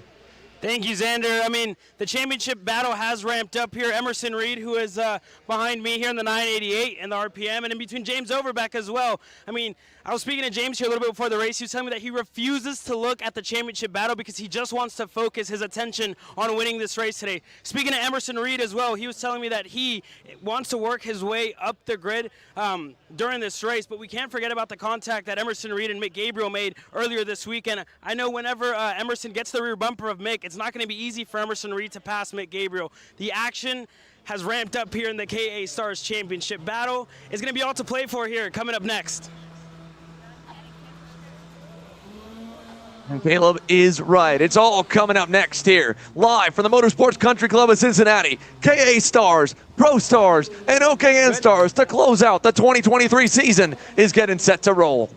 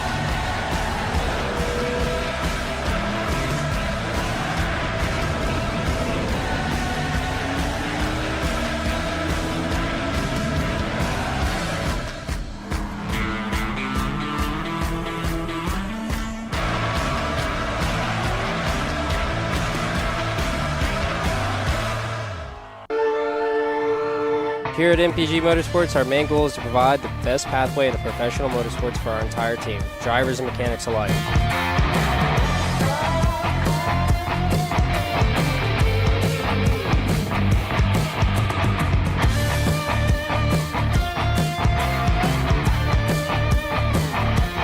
We're based out of Whiteland Raceway Park in Indiana. For more information, contact us at chase@mpg-motorsports.com.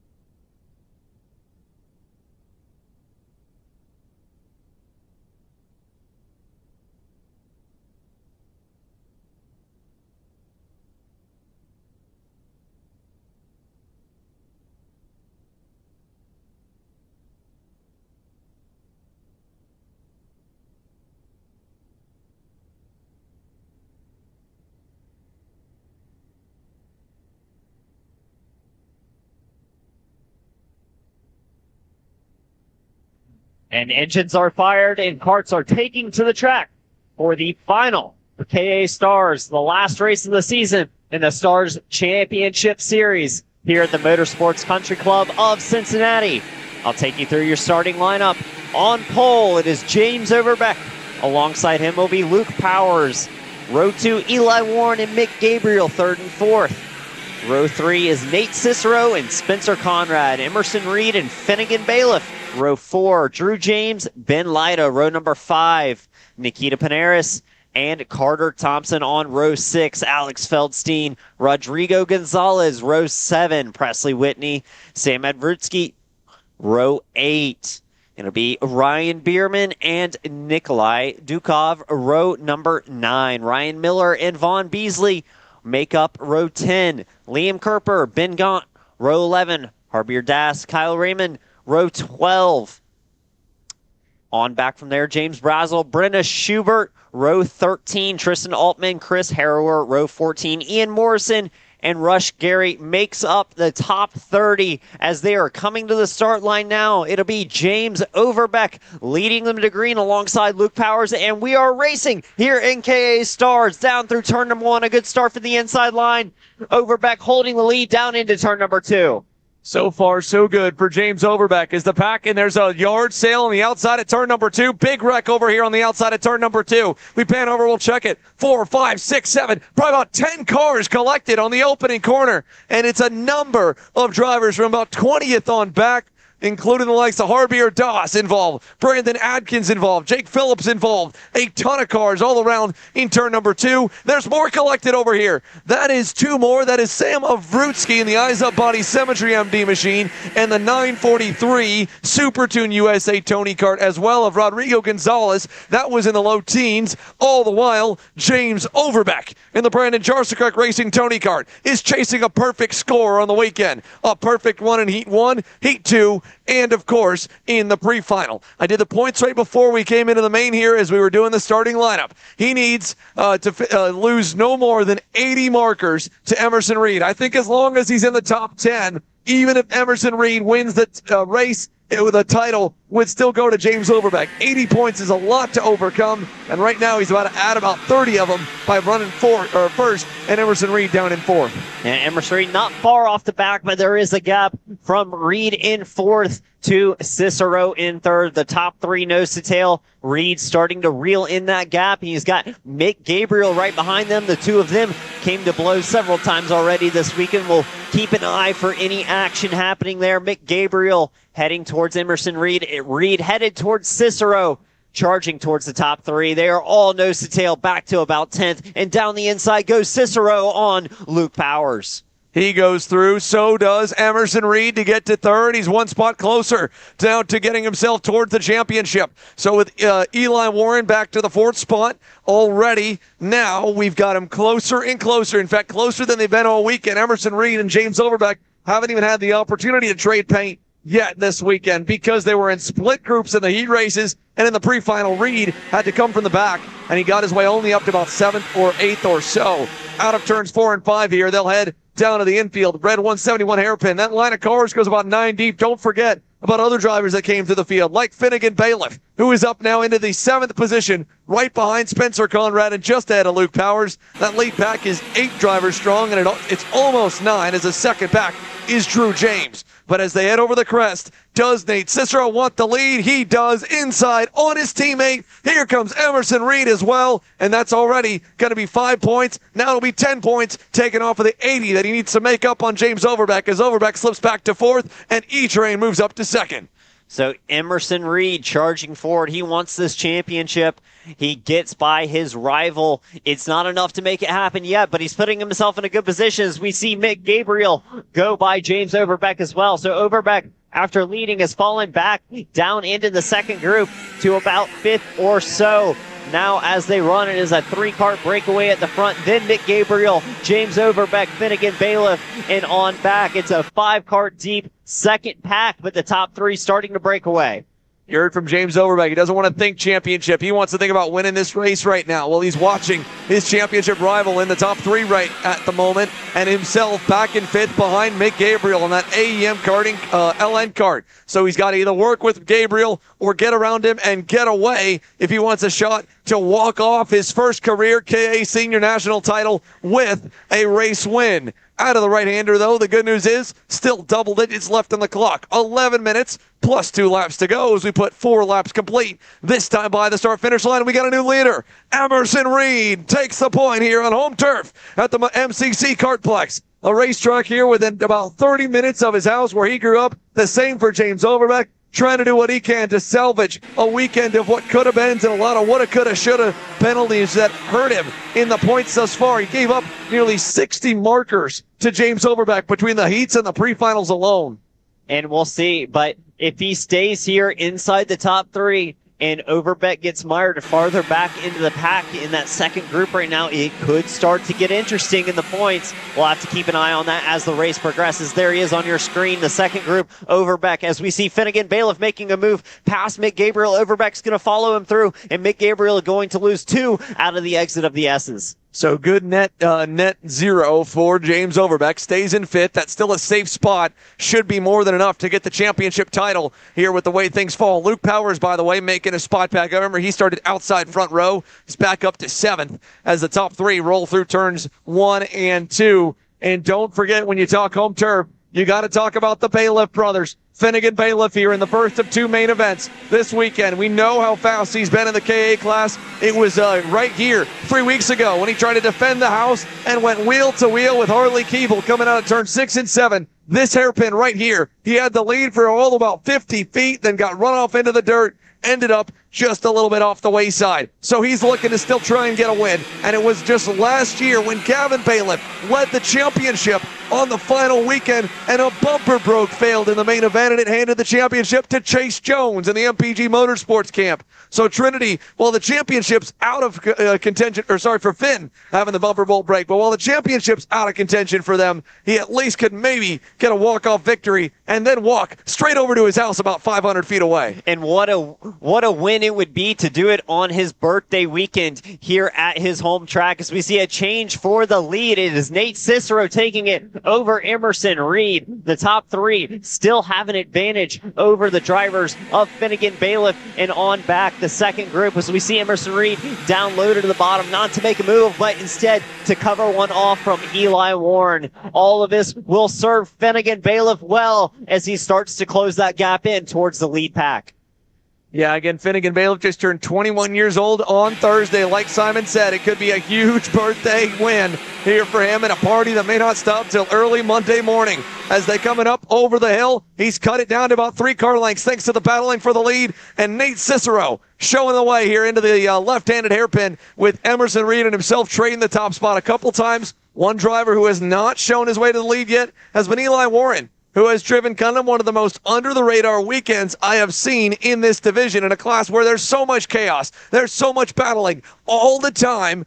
Eli Warren has probably led the least amount of laps of everyone in this lead group here. And with that being said, he's also been in the top couple rows every single session. Now he's going to finally look to get aggressive with Emerson Reed. That's for second, right on cue. He'll pick up one more spot. And Reed, again, bad news, because now the guy he needed to put way down the leaderboard is onto his bumper in James Overbeck. And Overbeck's going to look for a way past here soon, as the entire top group, it is condensed from a 3-kart breakaway into the field, starting to shape back up. We see Overbeck trying to look for a move possibly on Reed into that corner. Not going to go this time, but the pressure is there, and he's got Luke Powers behind him. Luke Powers diving to the inside of Overbeck. He's going to make that move stick in the second to last corner. Yeah, so he gets through. Overbeck back one more spot. That's good news for Emerson Reed fans watching back home. But again, even if James Overbeck falls all the way down to 8th, I don't think that point swing is enough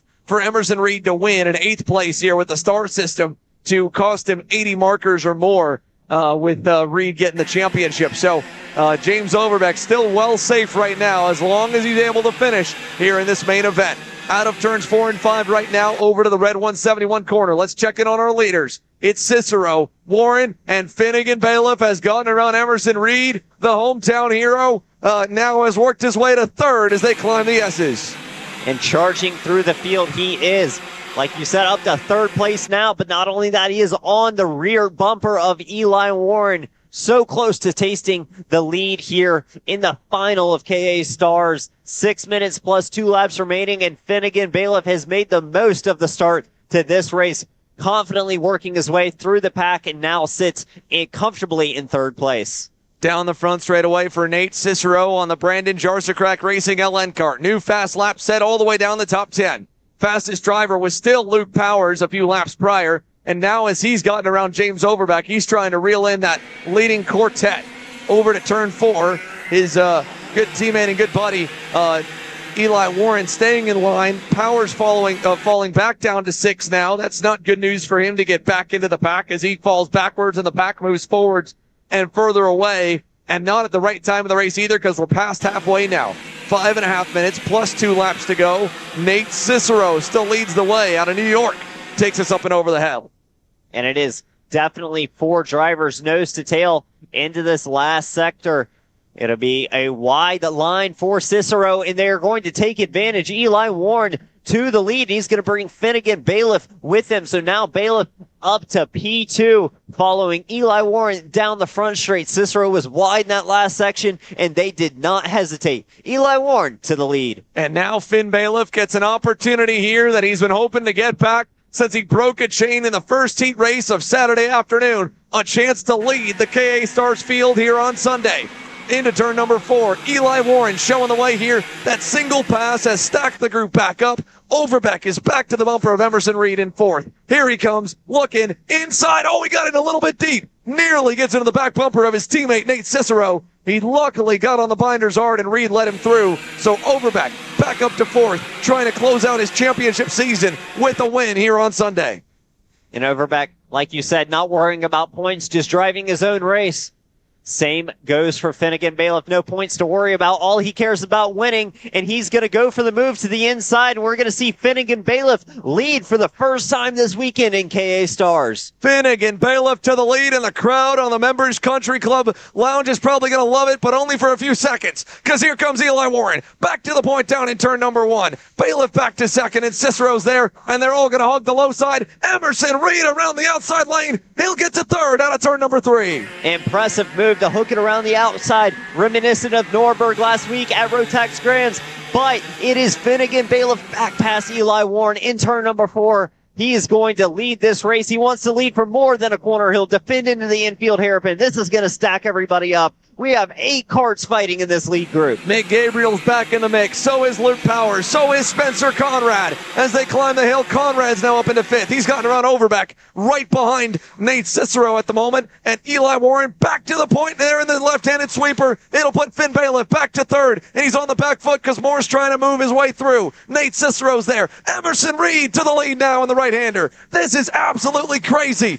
3 minutes plus 2 laps to go. There's 8 cars here. It won't stay like this way for long as they get more and more racy. At some point, somehow, somewhere, this is probably going to explode in tears for a couple of drivers. Down to turn number 2, Overbeck to the inside of Conrad. He'll get through. Powers can't follow. Mick Gabriel still right there back at the end of the line. And it's Emerson Reed fighting with everything that he's got, trying to get James Overbeck to go to the back of the pack and for himself to win it. It's doing everything in his control right now to try and get this championship. And that's leading, well, for a moment. Eli Warren will not be denied now here in this final. He takes him back to the S's. And Eli Warren wants to lead every lap of this race. He is passing for the lead every opportunity he gets. And this pack is not going to spread out because every time they don't defend, someone's going for a pass. So it is constantly stacking the front group up. You see Eli Warren down to the very bottom of the track, defending the whole way through the last sector, and how stacked up everybody else is because of it. They'll come back onto the front straight with 2 minutes plus 2 laps to go,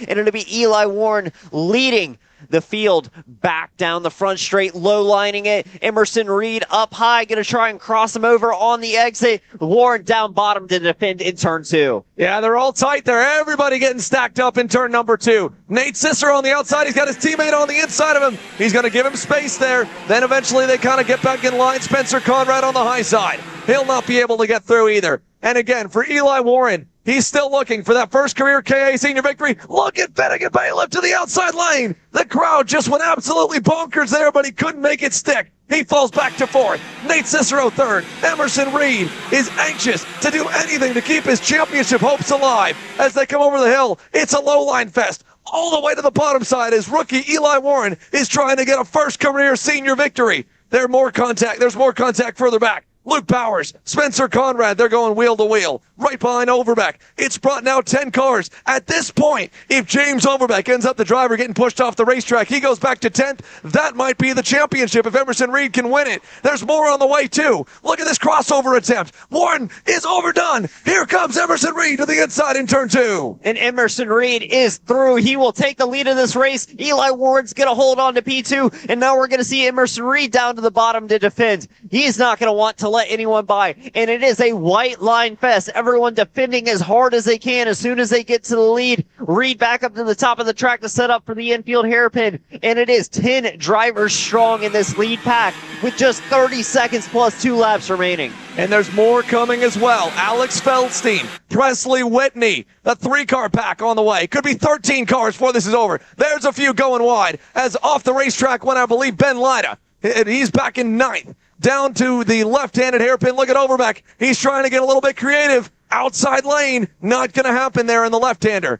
The timer is almost at 0. Emerson Reed doing everything in his control to try and rebound and right the wrongs of the season by winning this one. He goes low. Now Warren is going to serve him a crossover of his own. He gets to the inside in turn number 2. And Warren back down to the inside. He's going to make it stick. Emerson Reed's going to fall to second. Nate Cicero's still there in third. Warren's going to set up high for the corner. Try and get a good run out of turns 4 and 5 as the rest of the front pack dices it out behind him. And Emerson Reed still there in P2 and lurking in fourth, trying to get his first win. Finnegan Bailiff still there in contention. At this point, everyone in this top group's in contention. We don't know what's going to happen. Just a few more laps to go, and down to the bottom again, Eli Warren defending every chance he gets to hold this lead. What a main event to close out the KA Stars season. A class that started with sold-out grids in rounds 1 and 2 of the championship at 60 strong that went down to 40 in the final. Good pass there by Luke Powers. But now, down to the final 40 that have made their way to Cincinnati. The white flag's in the air. 1 lap to go. Eli Warren trying to win his first career win. Emerson Reed trying to fight for a championship. As down to turn number 2 we go. To the outside is Overbeck. He's going to get maybe pushed off. Just barely hangs on, but he's doing some really sketchy moves that could possibly get him crashed. Finn Bailiff to the outside now. He's got nowhere to go. He's trapped behind Nate Cicero in fourth. It's Warren. How good can he low line this final lap into the infield? Reed still behind him. Overbeck still there. They're all still there as they go to the S's. And that's at least 5 drivers, 6 drivers still nose to tail through the S's, all led by Eli Warren. And it's Emerson Reed trying to look for a way by. Warren down to the bottom of the track. Emerson going to follow here into the last couple of corners. Still Warren leading. And then they go to the final hairpin. Emerson Reed, what do you have left in you? I don't know if he's got enough to get there. Eli Warren, and a month ago at the Miami Grands, he was struggling. Wasn't even sure what the rest of the year would like. And now, to the line, it's going to be a drag race. Here comes Emerson Reed, side by side at the line. And he got it. Eli Warren just barely. 14 thousandths of a second. He gets his first career KA Senior National win in one of the most spectacular ways possible.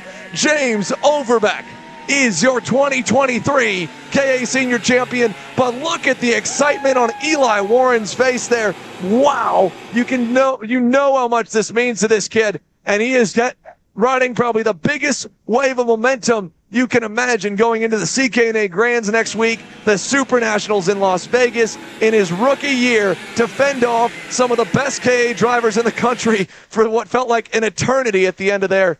He does it, and he does it clean all the way to the line. From start to finish, the gloves were off. No holds were barred. Everyone wanted a chance at leading this race. There was a lot of defending, a lot of aggression, and yet it was clean from start to finish. It was just so impressive to see the top 10 race that hard and that fair all the way through. And a massive congratulations to Eli Warren, who comes away with the victory. Eli Warren, now officially a KA senior and a KA Stars national race winner. Emerson Reed second, Nate Cicero third, Finnegan Bailiff fourth, James Overbeck fifth, which should be more than enough to clinch the championship in KA Stars. Spencer Conrad sixth, Mick Gabriel, Luke Powers, Ben Lyda, and Alex Feldstein rounds off the top 10 in an action-packed KA Stars main event. Let's go down as Pro Stars are on the grid and hear from Caleb Vieska. Caleb? Thank you, Xander. I mean, you said it yourself, an action-packed KA Stars race, but there's going to be another action-packed race coming up. It's Talon Yockel and Michael Riccio. I'm so sorry. And Michael Riccio starting on the front row. Just talking to Michael here. He needs a win if he wants to finish third in the championship ahead of Gavin Bailiff. Gavin Bailiff, I mean, we saw him have issues in the pre-final, so he's going to start further back in the field. I think he's starting ninth, if I'm not mistaken, 10th on the outside row. So Gavin Bailiff starting 10th on the outside row. Annie Rule had a great race as well. She's worked her way up. Vincenzo Saracino, the reigning champion, not this year. It's going to go to Talon Yockel this year, but Vincenzo Saracino has worked his way up the field. He's going to start further up the field. There's Justin White up here. Colin Daly, a great recovery drive by him as well. So it's all to play for here. We've seen Talon Yockel have the whole shots all weekend long, but it's the first time he's going to be starting from the second time, I think, he's going to be starting from the inside for Talon Yockel. So as we wrap up the KA Stars race, we're getting ready to ramp up the action here for our for our Pro Stars here coming up next. Of course, behind Caleb Vieska, you could see the guy that said, yeah, us old guys can still get it done too. Robbie Boydishow, after driving his way forward, will start third here in the main event for Pro Stars. There's a good luck here to his team driver, Talon Yockel, who is just going to take it all in, because now it's enjoy it. It's have some fun, get some burnouts in, and secure your first career Pro Shifter National Championship in his second season competing in the division. But for Robbie, this one is personal. As much as he's been nice to his team drivers and given them probably a few breaks throughout the heat races, including probably just cruising behind Michael Riccio in that final pre-final, I don't know if we'll see him, the man they call Thor, inside the tent, let those luscious locks end up anywhere but the top step of the podium. So Robbie Boydishow rolls off third. And of course, again, as you heard from Caleb Vieska, Michael Riccio's thinking race win, because if he does, it could catapult him into the championship podium. It's been a best career weekend for the 219 kid. The white helmet right there, and his dad as well giving him a good luck. It's been a year of a lot of potential, and just needed a weekend where it all would come together. And it's come together so far here at MCC for Michael Riccio. He not only gets the front row, but being on the outside, he'll have the clean part of the racetrack, which could be a huge benefit on those brand new tires that they all will start on here for the main. And how about the guy behind him, Jason Enrique on the Rivera Racing GFC? What a weekend he's been. Kind of just slowly creeping his way up the grid. Rolls off fourth here in the main event. And for a year that's just been a little bit further off and out of the spotlight, he's well within it here in the final race on the year. And you talk about spotlight, well, we joke with Justin White that the last time we saw him, it wasn't the most fun way to be. But now, here he's rolling off in a pretty good position. He's got himself sixth on the outside of row number 3. There's his dad, Jerry, and the Kartworks USA team has his Marinello set to go. And how about Annie Rule? What a year as well for her, with all kinds of ups and downs, and really had to get her elbows out to claw up the grid after a not-so-great qualifying and a couple of issues in the heat races. Behind her, Josh Conker getting ready to help push her off the grid as she rolls off from the inside of row number 4. It's all getting set. It's all almost ready. Pro Stars will fire engines here momentarily from MCC.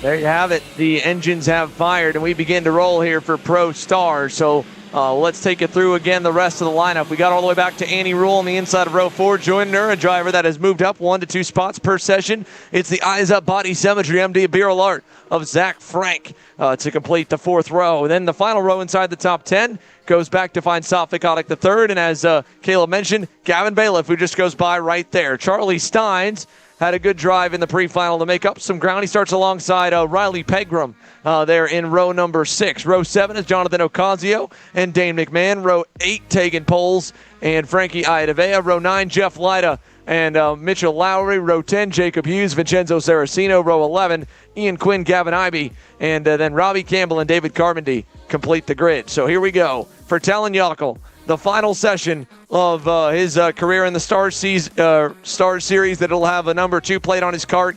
And after this race, he gets to put that number 1 plate on. But before it's time for one more outing as TY2 here for Talon. And let's see if he can turn it into a victory. He starts alongside and surrounded really all around, both out front and to the side by his teammates Michael Riccio and Robbie Boydeshow. We've seen him have some incredible hole shots already this weekend. He's just got one more to do. It's one of the most exciting things in all of North American karting and all of the sport of karting, and that's a shifter race start with a full grid. Pro Stars at 24 drivers. You can see the marshals getting them into their boxes. They'll give the official sign that we are all clear from the back, and from then we go to the lights for the final time this year. Pro Stars in the Stars Championship Series. Let's light them up and let's turn them off here because it's time to go racing as Talon Yockel gets away, and oh my goodness, one driver stole the back, and I think it was Charlie Steins again.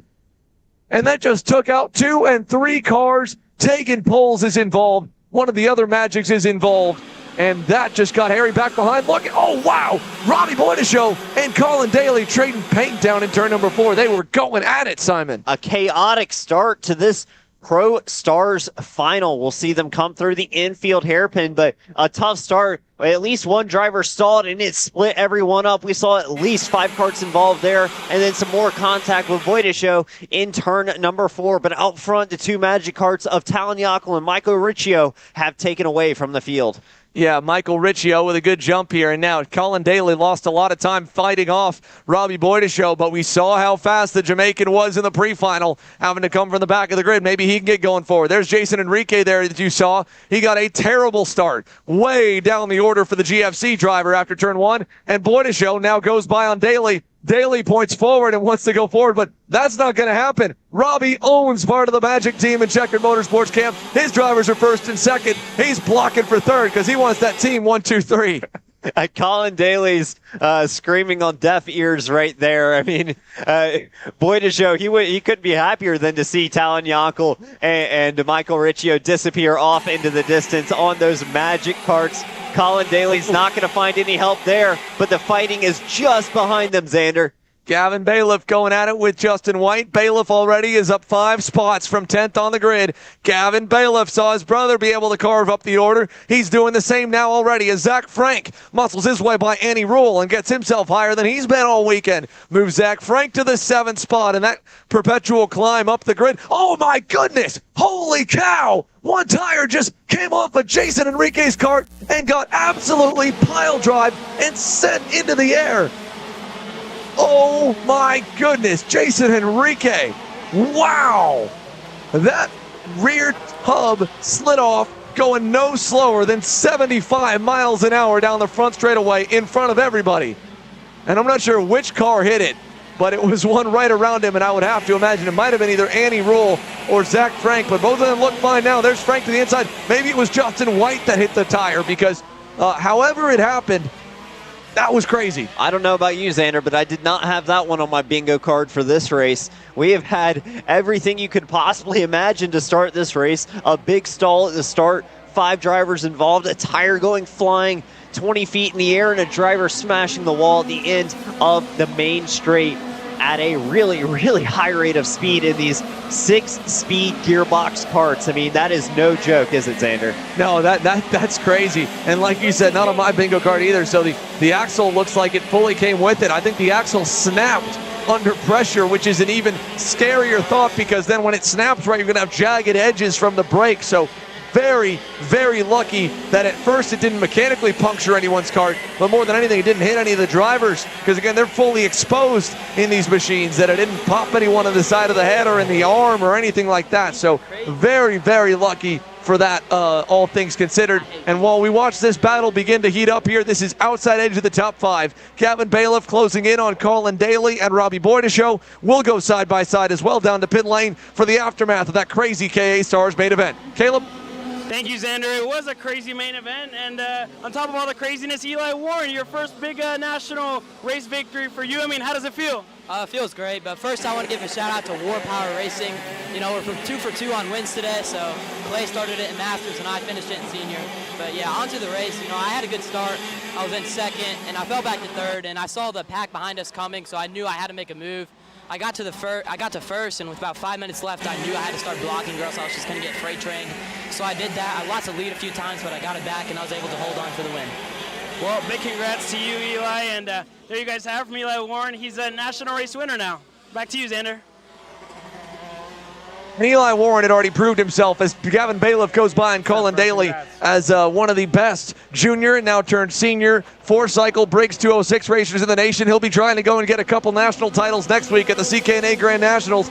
But it's been a big journey for him to get to this point in the next level up, the K100 senior divisions and K100 junior last year. Got onto the podium at the Miami Grand Nationals back in 2022 in junior. His rookie year in senior has been phenomenal. And here at the Star Series, he ends off the season bid with a race win. We go from him, of course, to our champion as well. Let's go side by side and step away again while the racing continues. Up at the front, Gavin Bailiff able to get around Colin Daly. But we've got a newly crowned KA Stars champion standing by with Caleb.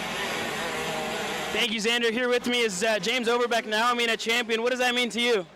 Yeah, it's cool to win the championship. I mean, twice in Stars before. I've come up runner-up in the championship, so it's cool to finally win one. But I really wanted to get a race win this year. I mean, I went the whole Star season without getting an official podium. I got an unofficial one, but it's cool to win the championship. I also wanted to win a race, but still cool. Yeah, I mean, unfortunate race for you. I mean, just walk me through it a little bit. You were in the lead early on and just couldn't close out. Yeah, all weekend, I mean, the races for the last couple laps were just me and 1 or 2 other people, so I wasn't used to that blocking with like 5 laps to go. So we had the wrong gear on, and I just wasn't able to make any forward progress, but it's frustrating. I mean, I got used up pretty good, and I knew I couldn't wreck, so I couldn't take any risks. But yeah, it was a fun race, but it wasn't the funnest. Yeah. Unfortunate end to the day here for James Overbeck, but it wasn't an unfortunate end to the season as he wraps up as a champion in the KA Stars. Back to you, Xander.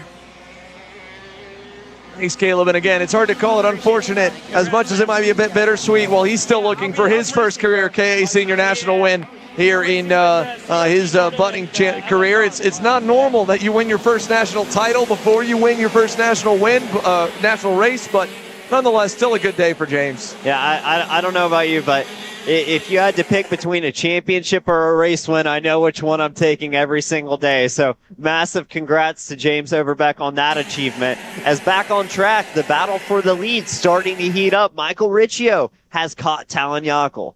Yeah, he has. I mean, you talk about trading a win for a championship. Talon Yockel is trying to do both here today. He's already got the championship. He wants another race win. Michael Riccio wants his first career win to try and put him into third and knock Gavin Bailiff off of the championship podium. As they head down to turn number 1, he's only a car length back. This would be monumental in terms of his growth and a boost of confidence for this young driver, Michael Riccio, if he is able to get around Talon Yockel and beat the now provisional 2023 Pro Stars Division champ head-to-head on the racetrack. And getting the best view of it all is the guy that's catching up to them, team owner Robbie Boydishow. He's only 1.3 seconds back. He had to block early, got back away from Colin Daly. However, the spoiler to every bit of it is the man that owns the fastest lap. It's not first, it's not second, it's not third. It's the man in fourth, Gavin Bailiff. trying to defend home turf here and break up the Magic Kart domination. He's closing in on third place right now. Not only is he closing in on third place, Robbie Boydishow is closing in on the 2 leaders as well. So every lap he's getting a better and better view of the fight up front. And I can only imagine he's thinking, okay, guys, just don't crash each other. As there you see Colin Daly coming through, and it looks like there are issues on that front NASA panel where it has broken off to the side, Xander.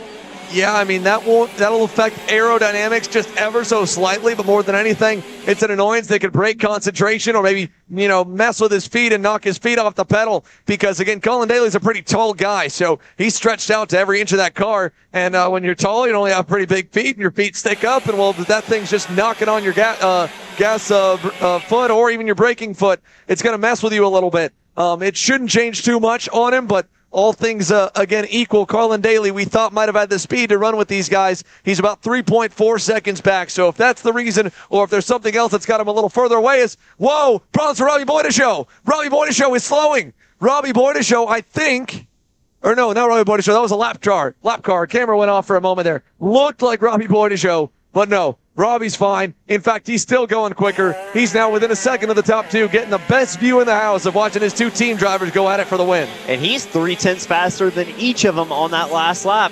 And so, hey, it may be a Robbie Boydishow win at the end of the day. I don't know. All I know is that it's 3 Magic Karts, still 1, 2, 3. And they are closing in on the leaders. And with that, he is bringing Gavin Bailiff. Bailiff obviously wanting to defend that home turf, looking for a win here in the Pro Stars category. And again, now Robbie Boydishow's got to decide what's best for business and what's best for him because he's gaining on these 2. He's faster than them. If that stays, he's fast enough that he could get around them both and get the win and prove to his customers that old guys can get it done and that he can get it done. Or he could start to play blocker and try to defend the Magic 1, 2, 3 because if he gets by these 2, Gavin Bailiff might get by and break up the podium lockout. So what do you do if you're in Robbie's shoes right now? I don't know, but he doesn't have to make that choice yet. He might not get that opportunity. Last time by, he slowed down a little bit. Bailiff is still 3/10 better than the race leaders. So either way, he's got a problem coming, and his name is Gavin Bailiff coming out of that red 171 hairpin. Yep, out of the hairpin, Gavin Bailiff towards the S's,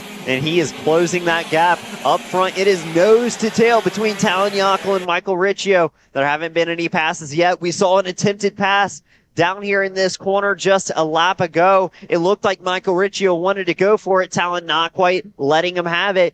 But they are still nose to tail, especially on the exit of the corner there. Riccio is all over the back of Talon. Yeah, you can see Talon Yockel's purposely trying to just wait a little bit longer to get the gas pinned down so that way Michael Riccio gets to his bumper and has to check up and hesitate.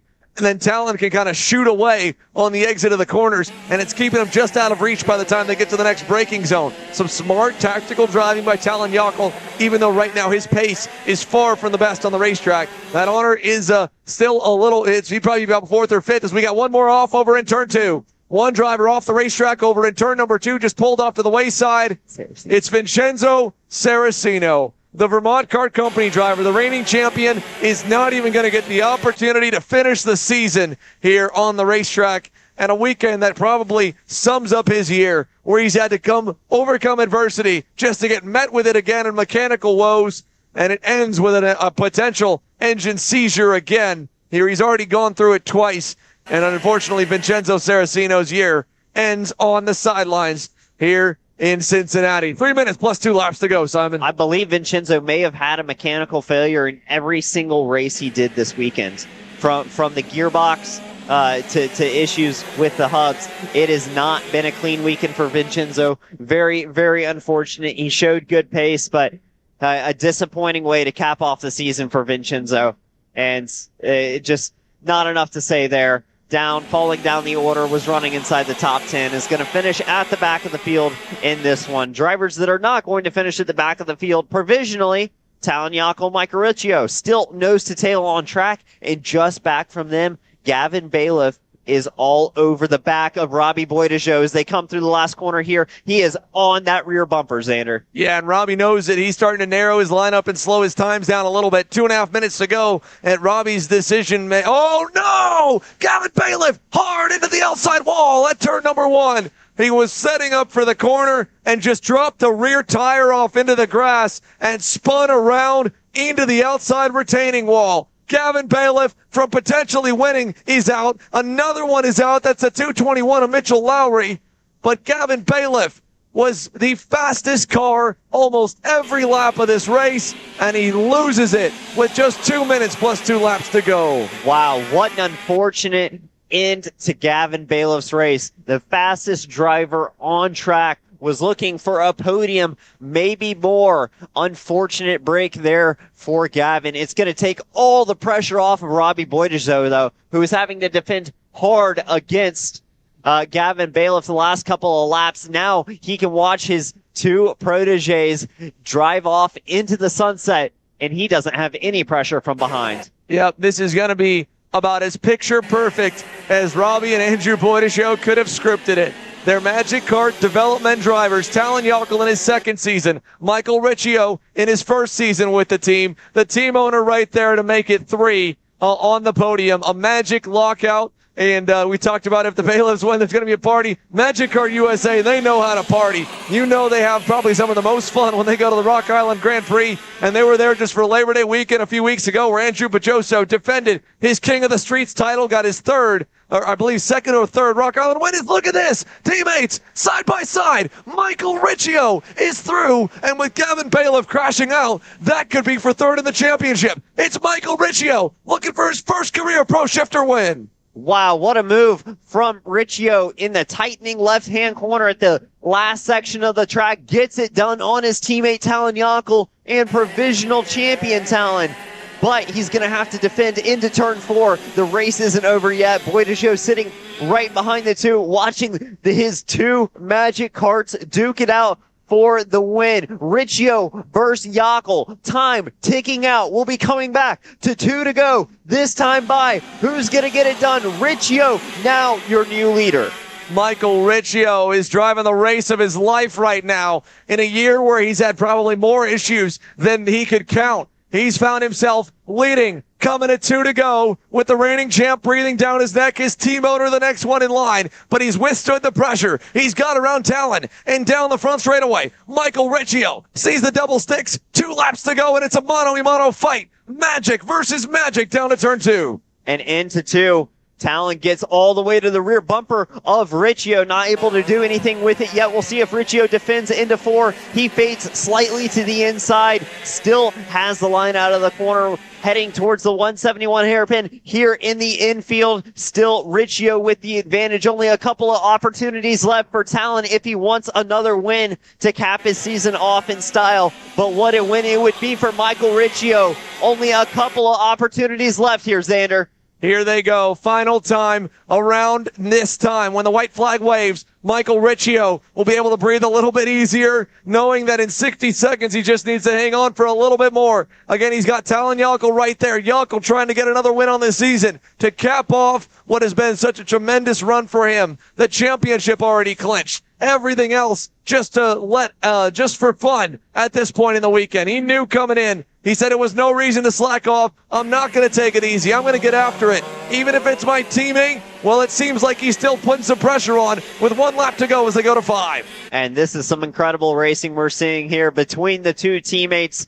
The all-white kart there of Riccio and the black and orange and blue of Talon in P2. All the while, Robbie Boydage sitting back with a relaxing view in 3rd place.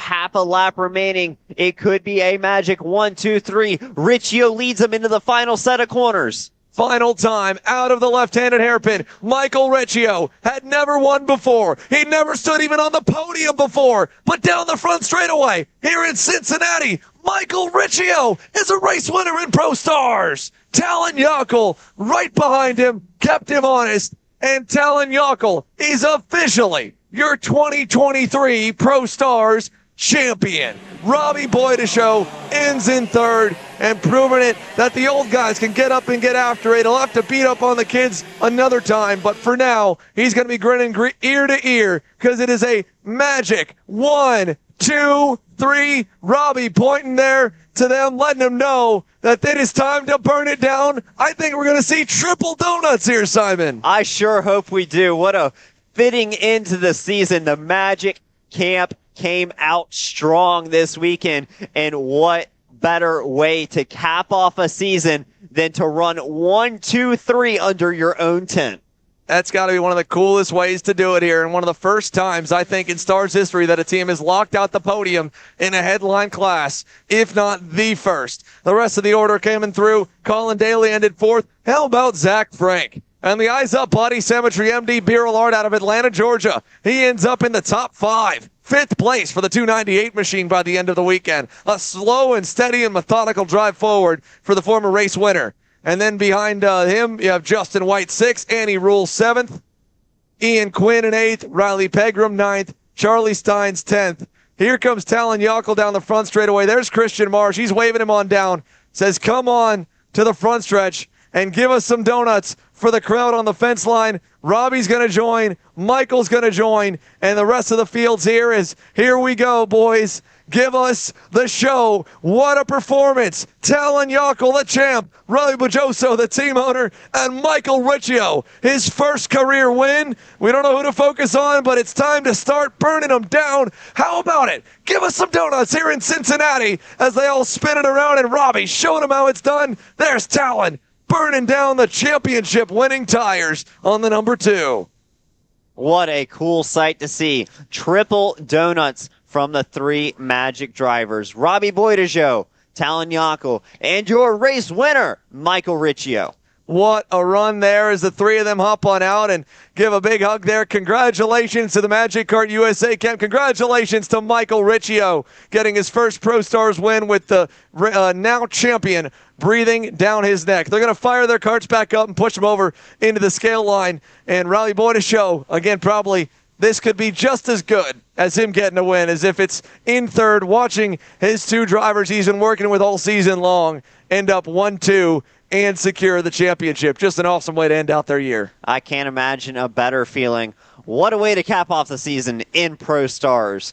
Coming your way next is even more action in a title decider on the line, Xander, in OKN Stars. That's right, Simon. Henry Wheeler enters the final race of the season on the pole here when we go to the starting grid. However, he trails by a mere 20 markers to Brandon Carr. They both have 1 win apiece so far in 2023. So if Henry Wheeler, because it's a 20-point swing from 1st to 2nd, could win the main event and Brandon Carr in 2nd, they would come out in a dead tie, and the tiebreaker would go to Henry Wheeler for more wins. If they tie in another scenario, let's say it's 2nd and 5th or so, at that point, then it would be an even. It would go down to 2nd place results and 3rd or heat race wins and pre-final wins, depending how it cycles out. But the important part to note, for the final race of the season in OKN Stars, in the Stars Series in general, only 20 markers between the top 2 in the title fight. Alex Stanfield sits 3rd coming into the final race of the season. He's just a little bit outside of the championship. I talked to him again Friday, and we heard from him earlier after his thoughts on Saturday that he's determined to get the monkey off his back and get his first OKN Stars win of 2023. In fact, all drivers in the first 2 rows, except for Alex, are the winners from this season. Aiden Fox, a winner from King of the Castle, round number 2. Brandon Carr, the winner from Night Fight. And Henry Wheeler, our most recent winner, that catapulted him into championship contention at Pittsburgh. Beyond the first 2 rows, of course, Finnegan Bailiff. We saw him there collect a solid top 5 finish in the KA Stars class. He's trying to get a win in his OKN Stars debut and bat 1,000 at minimum. 2 top 5 results here would be still a solid pair of results to walk away from on his 21st birthday weekend. To his outside will be Nicholas Terlecki on the Holtz Driver Development Red Speed, the number 88 there. Lines up in 6th. He's led laps this weekend. He's been closer in all the sessions than I think he's been throughout the rest of the 2023 season in OKN Stars. He's chomping at the bit to get the first career 125 Pro Division race win as well. The rest of the field's all set in stone. We'll be ready to go green here once the track is clear from our Pro Stars drivers.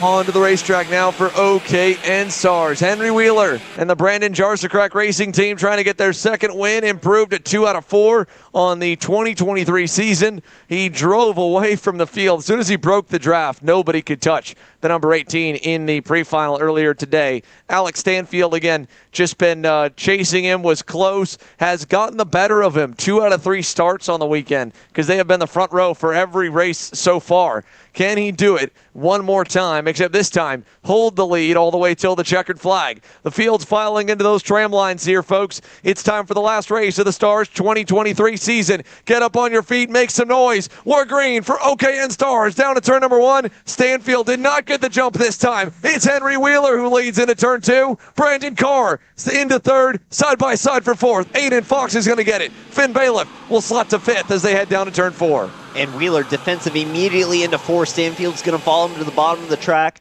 Carr set up wide to get a good run out of the corner. They'll head into the infield hairpin. Still heavily defensive from the front of the field. We have 7 drivers all stacked nose to tail in the opening lap as they head through the S's. Yeah, over through the S's and up the hill. Henry Wheeler, Alex Stanfield, a little wide for Finnegan Bailiff. He'll lose some time there as he drops a tire. And look at this as well. Brandon Carr throwing a fade at Aiden Fox, trying to keep him back. But Finn Bailiff going wide has cost him about 3 spots already. Eli Fox, Nick Terlecki, and as well Keegan Bosch all able to get by the Trinity Karting Group driver. So now his work is cut out for him to try and get a win here in OKN. Down the front stretch, Wheeler still leads over Stanfield, then Carr. Bit of a gap from 2nd to 3rd. There's a pass further back. That's the 29 of Aiden Lorenko battling with Marinello's Josh Conker for the 10th spot back at turn number 2. As we go to 4, it's starting to spread apart here, although Wheeler makes a mistake. Big wide move there out of turn 4. He kind of locked the rear axle and went a little bit more to the outside than he wanted. He recovered it well, but that was a bit sketchy to have that many cars lined up behind you and do that. It was, but it's going to serve to the advantage of Stanfield and especially Carr.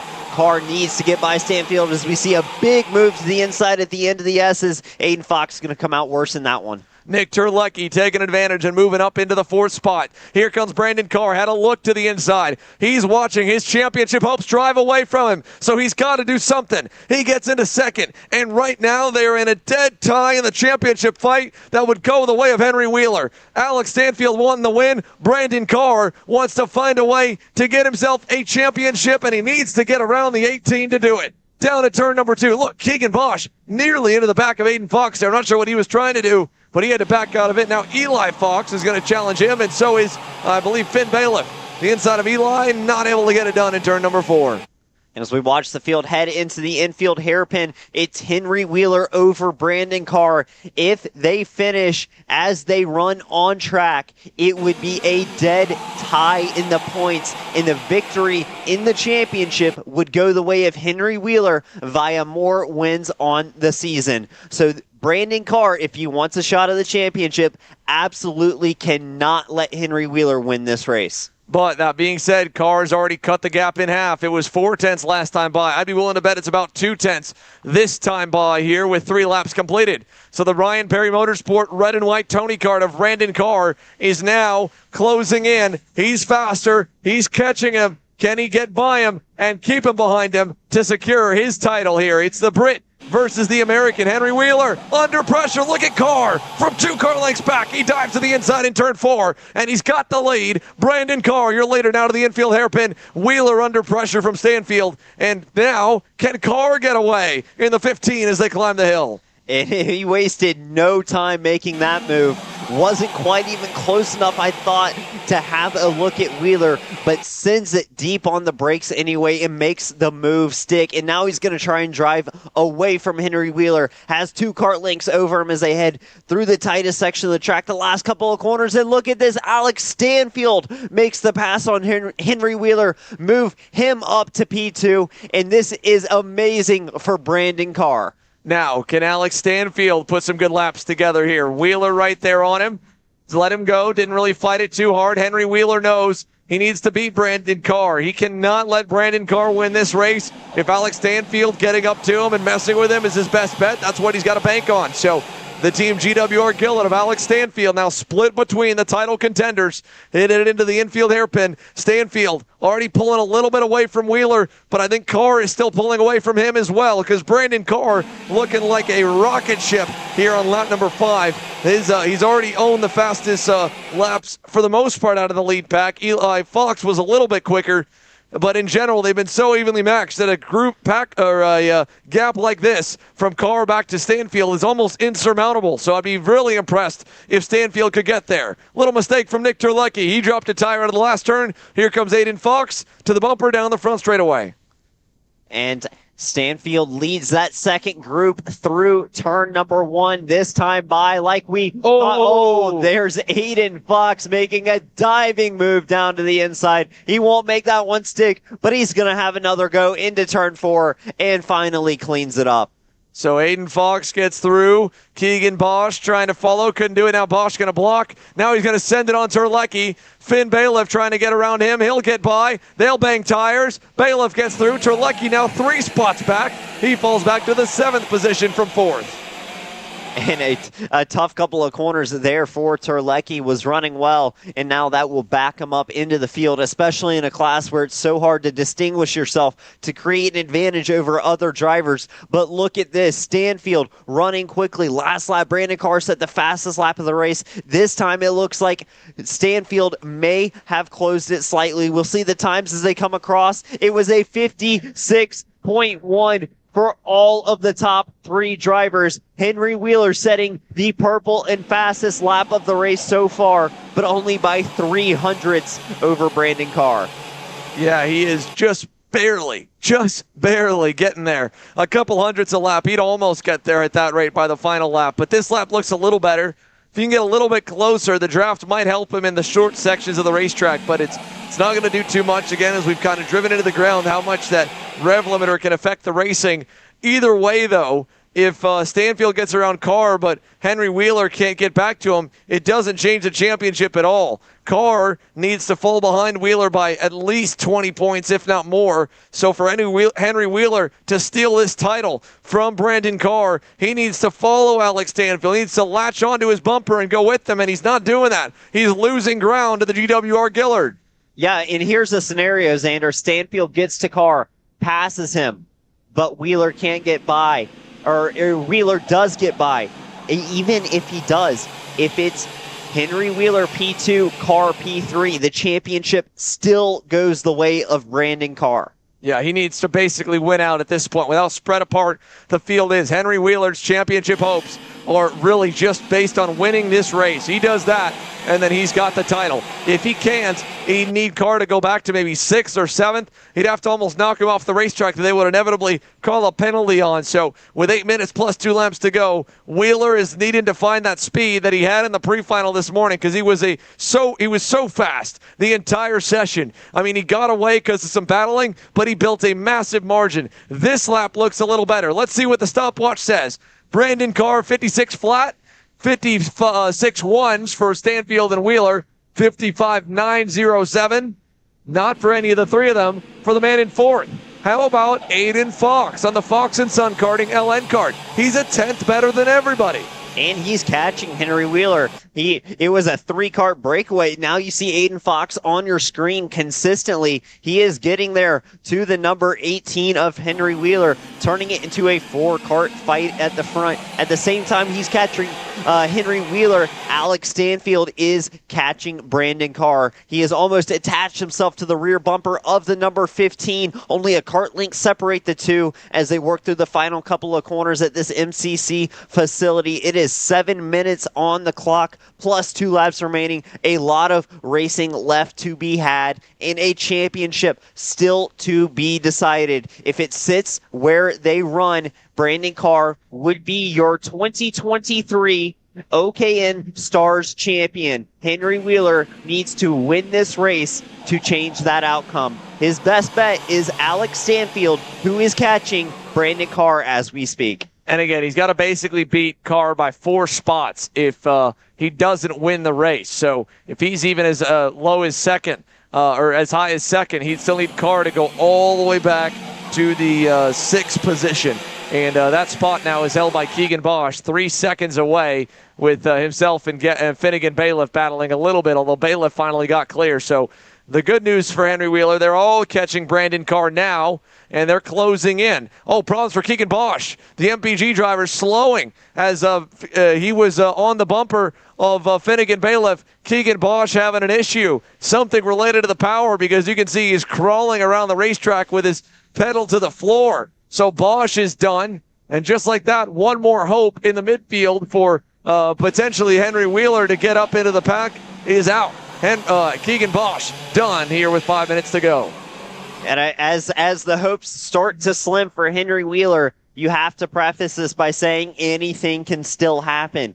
If there's to be a mechanical with Brandon Carr or he has contact, it would go the way of Henry Wheeler. So all hope is not lost yet. You have to push to the very end here, and it is 4 karts deciding who's going to be the last winner of the season in OKN Stars. Aiden Fox has arrived on the scene. Yeah, they are all right there. Aiden Fox in the Fox & Son Karting LN kart's been the fastest car on the racetrack. He's only got 5 minutes plus 2 laps to get by in one class that's been typically hard to pass in. So can he get it done, or is he going to stall out in the wake there in the number 13? Alex Stanfield, so close. He can almost taste the win, his first of the season. He's coming off of probably what has been his worst Texas Sprint Racing Series weekend since he moved into the KA Senior class in 2021 in 2021 when he moved up into the division. Because for Alex Stanfield, he was dominant. He'd won every main event here in 2023, and then to go into the final weekend of the year, had motor problems all week, ran 8th in the finals. That was just, again, 7 days ago. He'd love a pick-me-up, and maybe if he has to ride that low last weekend to get to here where he's got a chance at the win, he'd probably do it all over again and take that opportunity. Here into the right-hander. There it is for the lead. Alex Stanfield, Brandon Carr, side by side down the front straightaway. Alex Stanfield trying to hang on. Here comes Wheeler. He's going to pick Stanfield, of course, if he can get there, but they're on the limiter. Carr's on the outside. Wheeler gets by, and now Alex Stanfield takes her to the low side in turn 2. Aiden Fox setting up high, trying to get the crossover on Brandon Carr. It's not going to happen out of this corner, but Stanfield, the new leader, as Wheeler covers low from Carr. The top 4 still nose to tail, exiting the turn 4, headed to the infield hairpin. Still Stanfield leading, a diving move from Brandon Carr. He'll go back past Henry Wheeler and bring Aiden Fox with him. Fox is going to get by them both,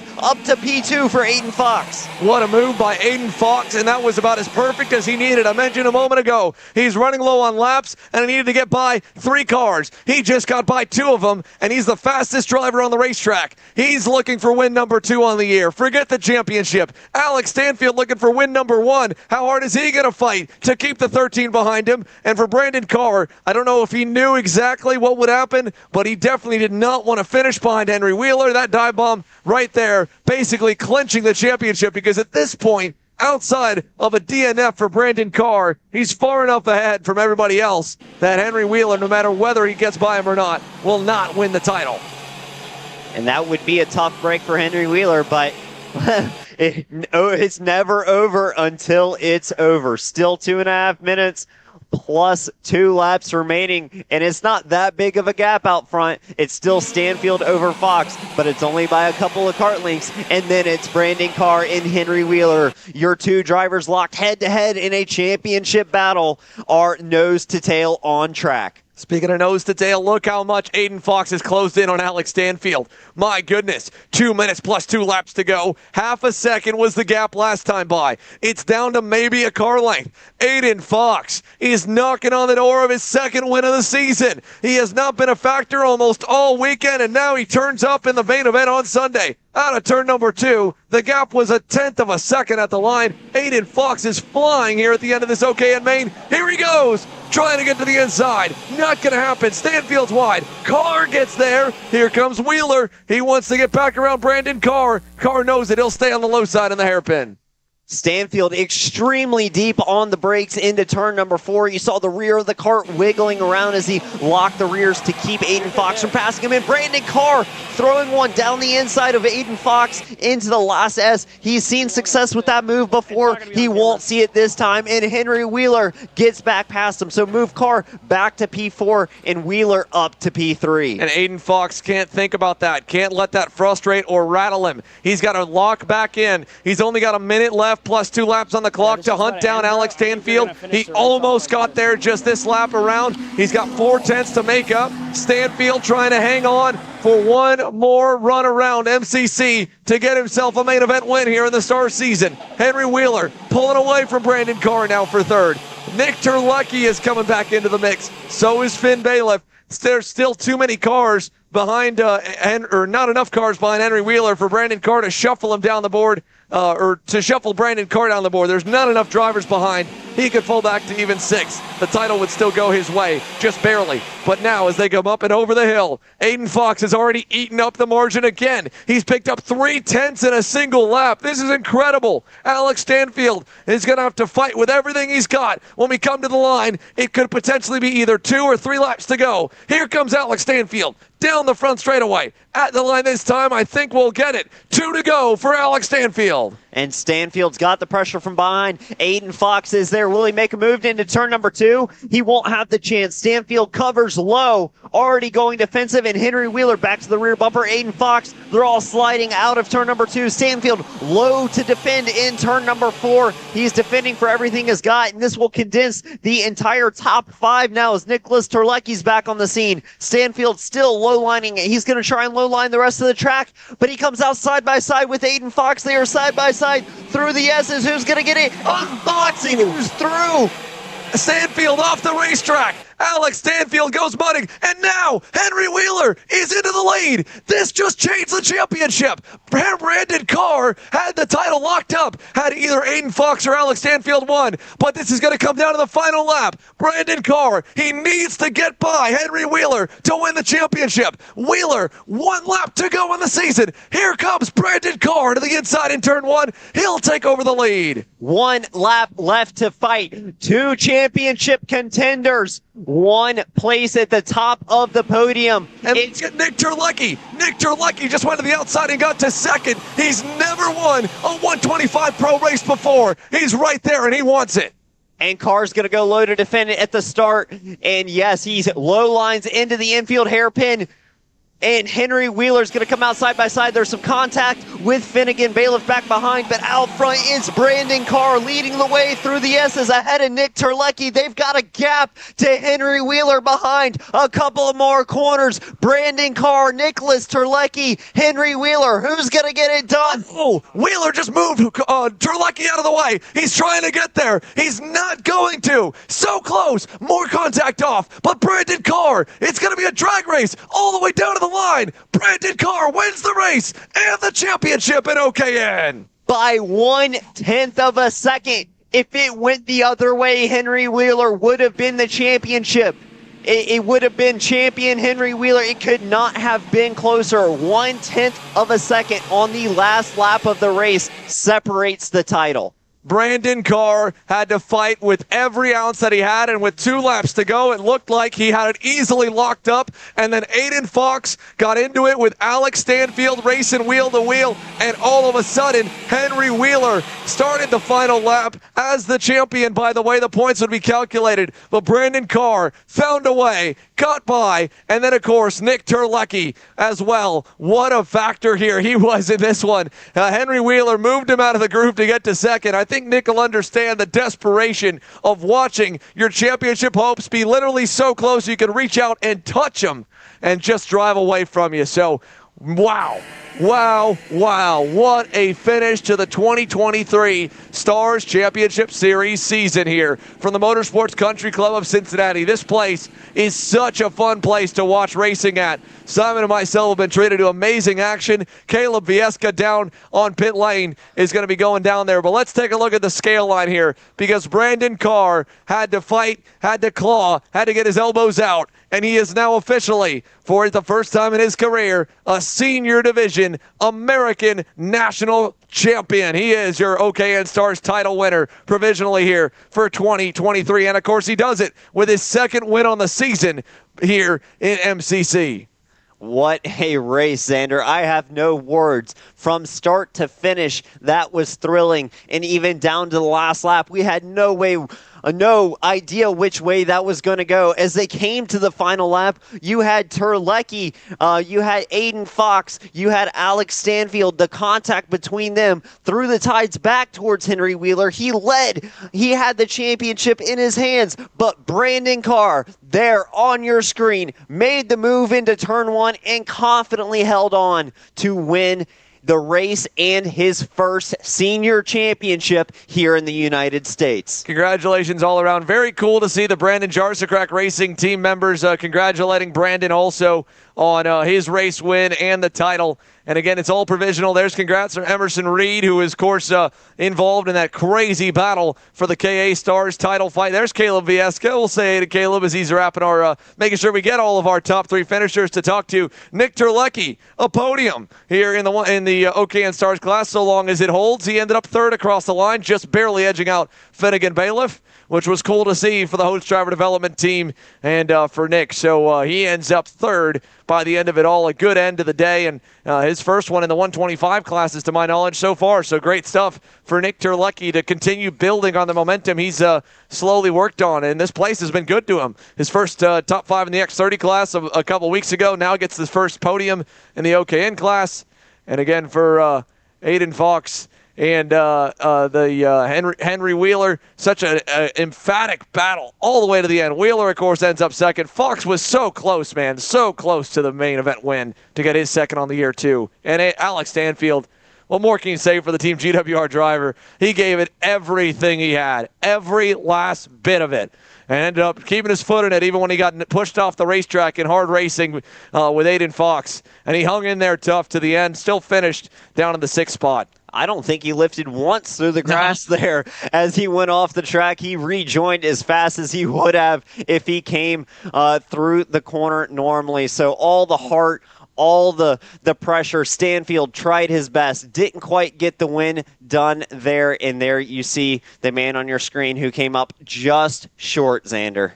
Yeah, again, all results provisional here. Still have to go through potential post-race penalties and tech inspection. Of course, Henry Wheeler was doing everything that he could. There's race director Alec Coates having a few words with him. I think he might have maybe given him a penalty for that move on Terlecki on the final lap. Either way, I mean, Wheeler was going for broke. There's nothing else he can do. He's trying to get by, and he knows his only chance is to put Brandon Carr behind him. So, nonetheless, that's your top three, and of course the championship battle coming down to it. We know our Pro Stars drivers, and if we can, we'd love to get those Magic Car top three boys to make their way to the KC pit box at the top of the grid. Robbie Boydeshow in third, the team captain here, and Thor, as they call him. Michael Riccio, a first-time race winner, and our champion Talon Yockel. We want to talk to all of these guys and give them some airtime before we go off the air for the 2023 Stars Championship Series season. So we'll let that go through, bring them our way, and chat with you when we come back. Here at MPG Motorsports, our main goal is to provide the best pathway into professional motorsports for our entire team, drivers and mechanics alike.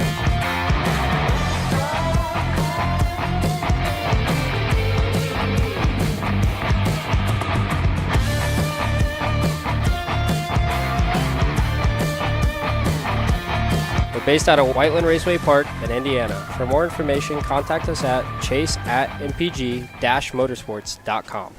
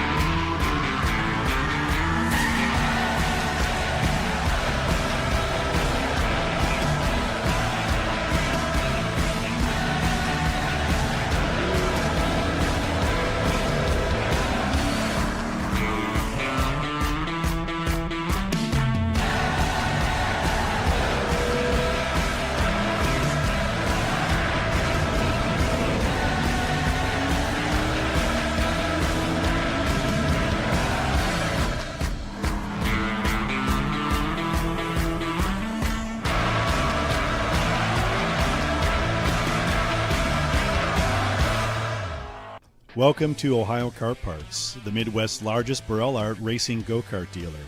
We carry Burrell Art, Daniel Ricciardo, Charles Leclerc, and Robert Kubica brand of go-karts, as well as parts from names you trust. Chassis components from Freeline, engines from IAME, Briggs & Stratton, and soon-to-be Tillotson, electronics from AIM Technologies, MG Tires, Taika Axles, seating from Tillett, Arai helmets, and 3/10 race products. Visit us online at www.ohiokartparts.com, at our facility in Lorain, Ohio, or at the local track on race weekends. If we don't have it, call us at 440-628-KART. That's 5278. And we will do what we can to help you out.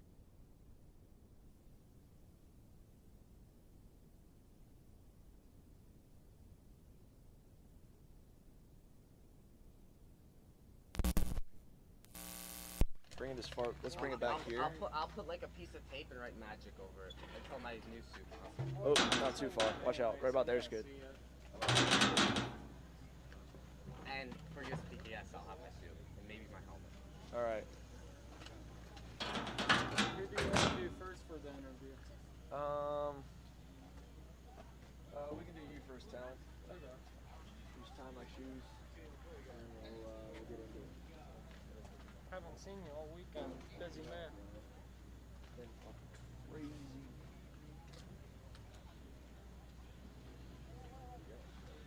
Do you guys finally get a little break, or are you still going to be on the road? Nah, this is right in the middle of the road. Damn, all my interviews I see. Yeah, bro. Time for you to learn. Sometimes I miss Xander, okay? All right. Come on over here, Talon. You're doing it standing up? We'll do them over here. Oh. Yeah. I was like, I don't want to step your on your chair. cords, You're good. I'll stand by the cords. We'll have them come so in it's here. not my fault. Yeah. Sorry, I was getting it set up for this. I told him to come. He said yes, but a minute. I think it's on the 10th. All right, everyone. We are down here at the KC Pit Box talking to our new officially crowned Pro Stars champion. Talon, you had locked it up and clinched it coming into this weekend mathematically. Just needed to not get any flagrant DQs or any unsportsmanlike conduct. But talk to me first about that main event, because the pre-final you had everybody covered. And then that one, your teammates got closer and closer and put up a heck of a fight, and you end up coming out P2. Michael definitely had all the pace back there, in the final, but I heard him creeping up behind me. I saw him when I checked every couple of laps, and he kept on talking about how he was going to get third if he could beat me, so I didn't want to fight him too much. I wanted to help him get third. I already had the championship down. So no slacking from me still, but I got to hand him out something every now and again.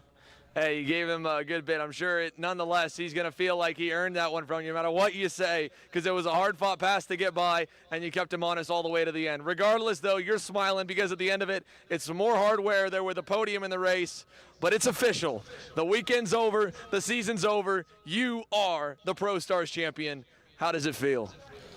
Feels really good, but I still have a lot to do work-wise. I still have USPKS at GoPro, and I gotta get the, AJ's pace real quick because he's still fast around there. Well, there you go. Our newly crowned champ's already looking on to the next race here in 2 weeks' time. Talon, congratulations. Thank you very much. We'll let Talon step aside and bring up our new race winner. Talon, congratulations, buddy. Let's bring up Michael Riccio, a man who we hadn't had the chance to talk to all year, because while the speed's been close, all things been considered, Michael, it's just been a year of, I feel like, a little bit of what ifs or what could have been, because you've had some good sessions, but to have a complete weekend like this and then not just end it off with a podium, but end it off with a win in the way that you got it, that's got to feel so rewarding and almost like a breath of fresh air. Yeah, it feels good. I got to thank Talon for welding my chassis Friday night. Best welder in the world. I got to thank Magic Kart, Peppo, Alessio with the motors, everybody, my dad for bringing me here. It feels good. And talk to me about that last lap. You were setting up that move, it felt like, for a couple laps in that race. As you were catching up to Talon and holding him even, did you think it was possible to get around him? Yeah, he didn't put up too much of a fight because I'm his teammate and, third in the championship. And he was really good through the braking and the long sweeper, so I had to really go deep and, lock up my brakes. Well, a championship campaign and a race win doesn't come just off your shoulders. Who would you like to thank for all the hard work, all the effort, all year that's been making it happen for you? I want to thank my dad for taking me here. I want to thank Peppo with the chassis, AJ, Data, for the data, Barry helping me, Alessio, Robbie, everybody. Mike with the carbs. Yeah. It's been a heck of a year here for Michael Riccio, and it ends off with the best way it can, a race win there, and a big smile for him. Congratulations, Michael. Thanks. Now let's switch gears a little bit to go from one class with gears to one without. First up, let's bring up here third place across the line. Second place after penalties have been given out, Nick Terlecki. Granted, I mentioned it on the broadcast, but first about the move that eventually pushed you back to third and then they penalized Henry for. I'm sure you got to understand it a little bit. In his mind, he's focused fully on Brandon and seeing if he can just get around him, the championship's there. It's desperation hour when you guys were so close at the end. Yep. Yeah, I was going in there second, and I thought, it was going to be really close for the win. And then next thing I know, I'm just past the corner, almost lose multiple spots. I get, they're in the championship against each other, but there was just no way for him to get around me in that point as, we're all tight on the apex. But it was a really rough, aggressive race. So I'm happy to, I fell way back down, and then I charged up, and I got back up there. Well, just like here was so good to you a couple weeks back for the U.S. Pro Kart Series, your best weekend yet in X30. Now you have really, I feel like, your best complete weekend in OKN. You've been kind of on the back half of this summer, just riding a good wave of momentum. What's that been feeling like? Have you been feeling the confidence start to come? Yeah, it was just rough, be getting new in OKN and everything. But after switching from K to X30 and then, staying the same set of tire of yellow for OKN and X30, it's really helped me to be more consistent on the track every lap. Well, that's Nick Terlecki here, P2 after penalties, and a solid run. And again, the momentum continues to roll. 2 weeks' time, will we see you at Trackhouse Motorplex for the U.S. Pro Kart Series finale? Yes. That's Nick Terlecki again, P2. Congratulations, Nick. Thanks. We'll let Nick step aside. One half of the championship battle. Henry Wheeler, come on over here, buddy. First of all, it's not always fun to be the one talking after a race like that one. I know you drove your heart out. You were leading at points. Then for a little bit, it was out of touch. And then as soon as Aiden and Alex went off the racetrack, all of a sudden, a glimmer of hope comes back. And then that last lap, you fought with everything you had. You come up a little bit short, right? Walk to me. What's going through your head right now? Yeah, we've been fast every race this weekend. We were first, I think, every session besides that one. And it happens. So it happens, and I don't know, the car was a little freer than normal, but it was still fast enough to win, and motor was good the whole time. They came together, and I just wasn't thinking quite right. I thought it was checkered, and then just didn't block. Car went down my inside, and then he got the win. So good job. That said, you can see how much it means to you. And that being said, you start the year at Night Fight. And not to knock on you, but you weren't, I don't think, at that point thinking championship. And then the year goes on, and you get so much closer. To put it a little bit into perspective, it bites to lose it this way. But to even be in the conversation, be in the fight, it's been such a great summer of progress for you. That's got to feel really good when you kind of look back. I know it doesn't feel like that now, but you have come such a long way. Yeah, at the first round, we were learning, and we were okay, but it was nothing special. And we finally figured it out on Sunday. Newcastle was good. Pitt, we ended up winning, and then here we were really fast. So it's been good all year, and really happy with the progression from SRP, Armour, and Brandon. With that here, Henry Wheeler again comes up as the runner-up in the championship. He had an awesome run, an awesome season, and was a part of one of the craziest races OKN could have provided to close out the season. We know there's more wins coming for you, Henry. We know there's going to be championships on the way very soon. It's unfortunately not today, but you proved and probably turned a lot of heads over the last couple of months, including this afternoon. Congrats on the good run. We wish you the best. Thank you, Xander. That's Henry Wheeler. We go from one end of the championship over here to another one. Brandon Carr is officially the 2023 OKN Stars Pro Division champion in your rookie season in the American National Senior classes. What does this mean to you? Yeah, it's definitely a great way to bring out the season basically and the race weekend, because we struggled a little bit to start with not having the power here. We're stuck in customs, but that's fine. We pushed through the weekend and came out with a good result. Yeah, what a crazy race to win your championship in, huh? And to win the race too. Yeah, it was good. We got away a bit at the start, and I just kept calm, but they passed, and I was I made a couple of mistakes, and I just thought to myself, I'm not going to win it like this. So I have to chill out, and there was a little crash in the turn 11, but yeah, we just had to go from there. The gap opened up going into turn 1, and I don't think he expected it, but we had a good race all the way through, and congrats to him. Well, heck on that here. Brandon Carr is now 2 out of 4 main events. He wins the first of the year. He wins the last of the year en route to winning the championship. Congratulations, Brandon. You are an American Pro Division national champion. Thank you.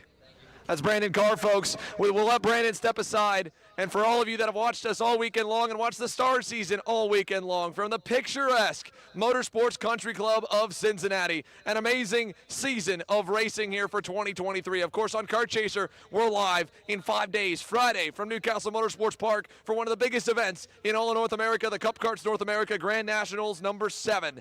But for the Star Series fans, for everyone here as a part of the Motorsports Country Club of Cincinnati, and for all of us on the Kart Chaser team, including Simon Sykes, Caleb Vieska, and myself, Xander Clements. We'll see you next time.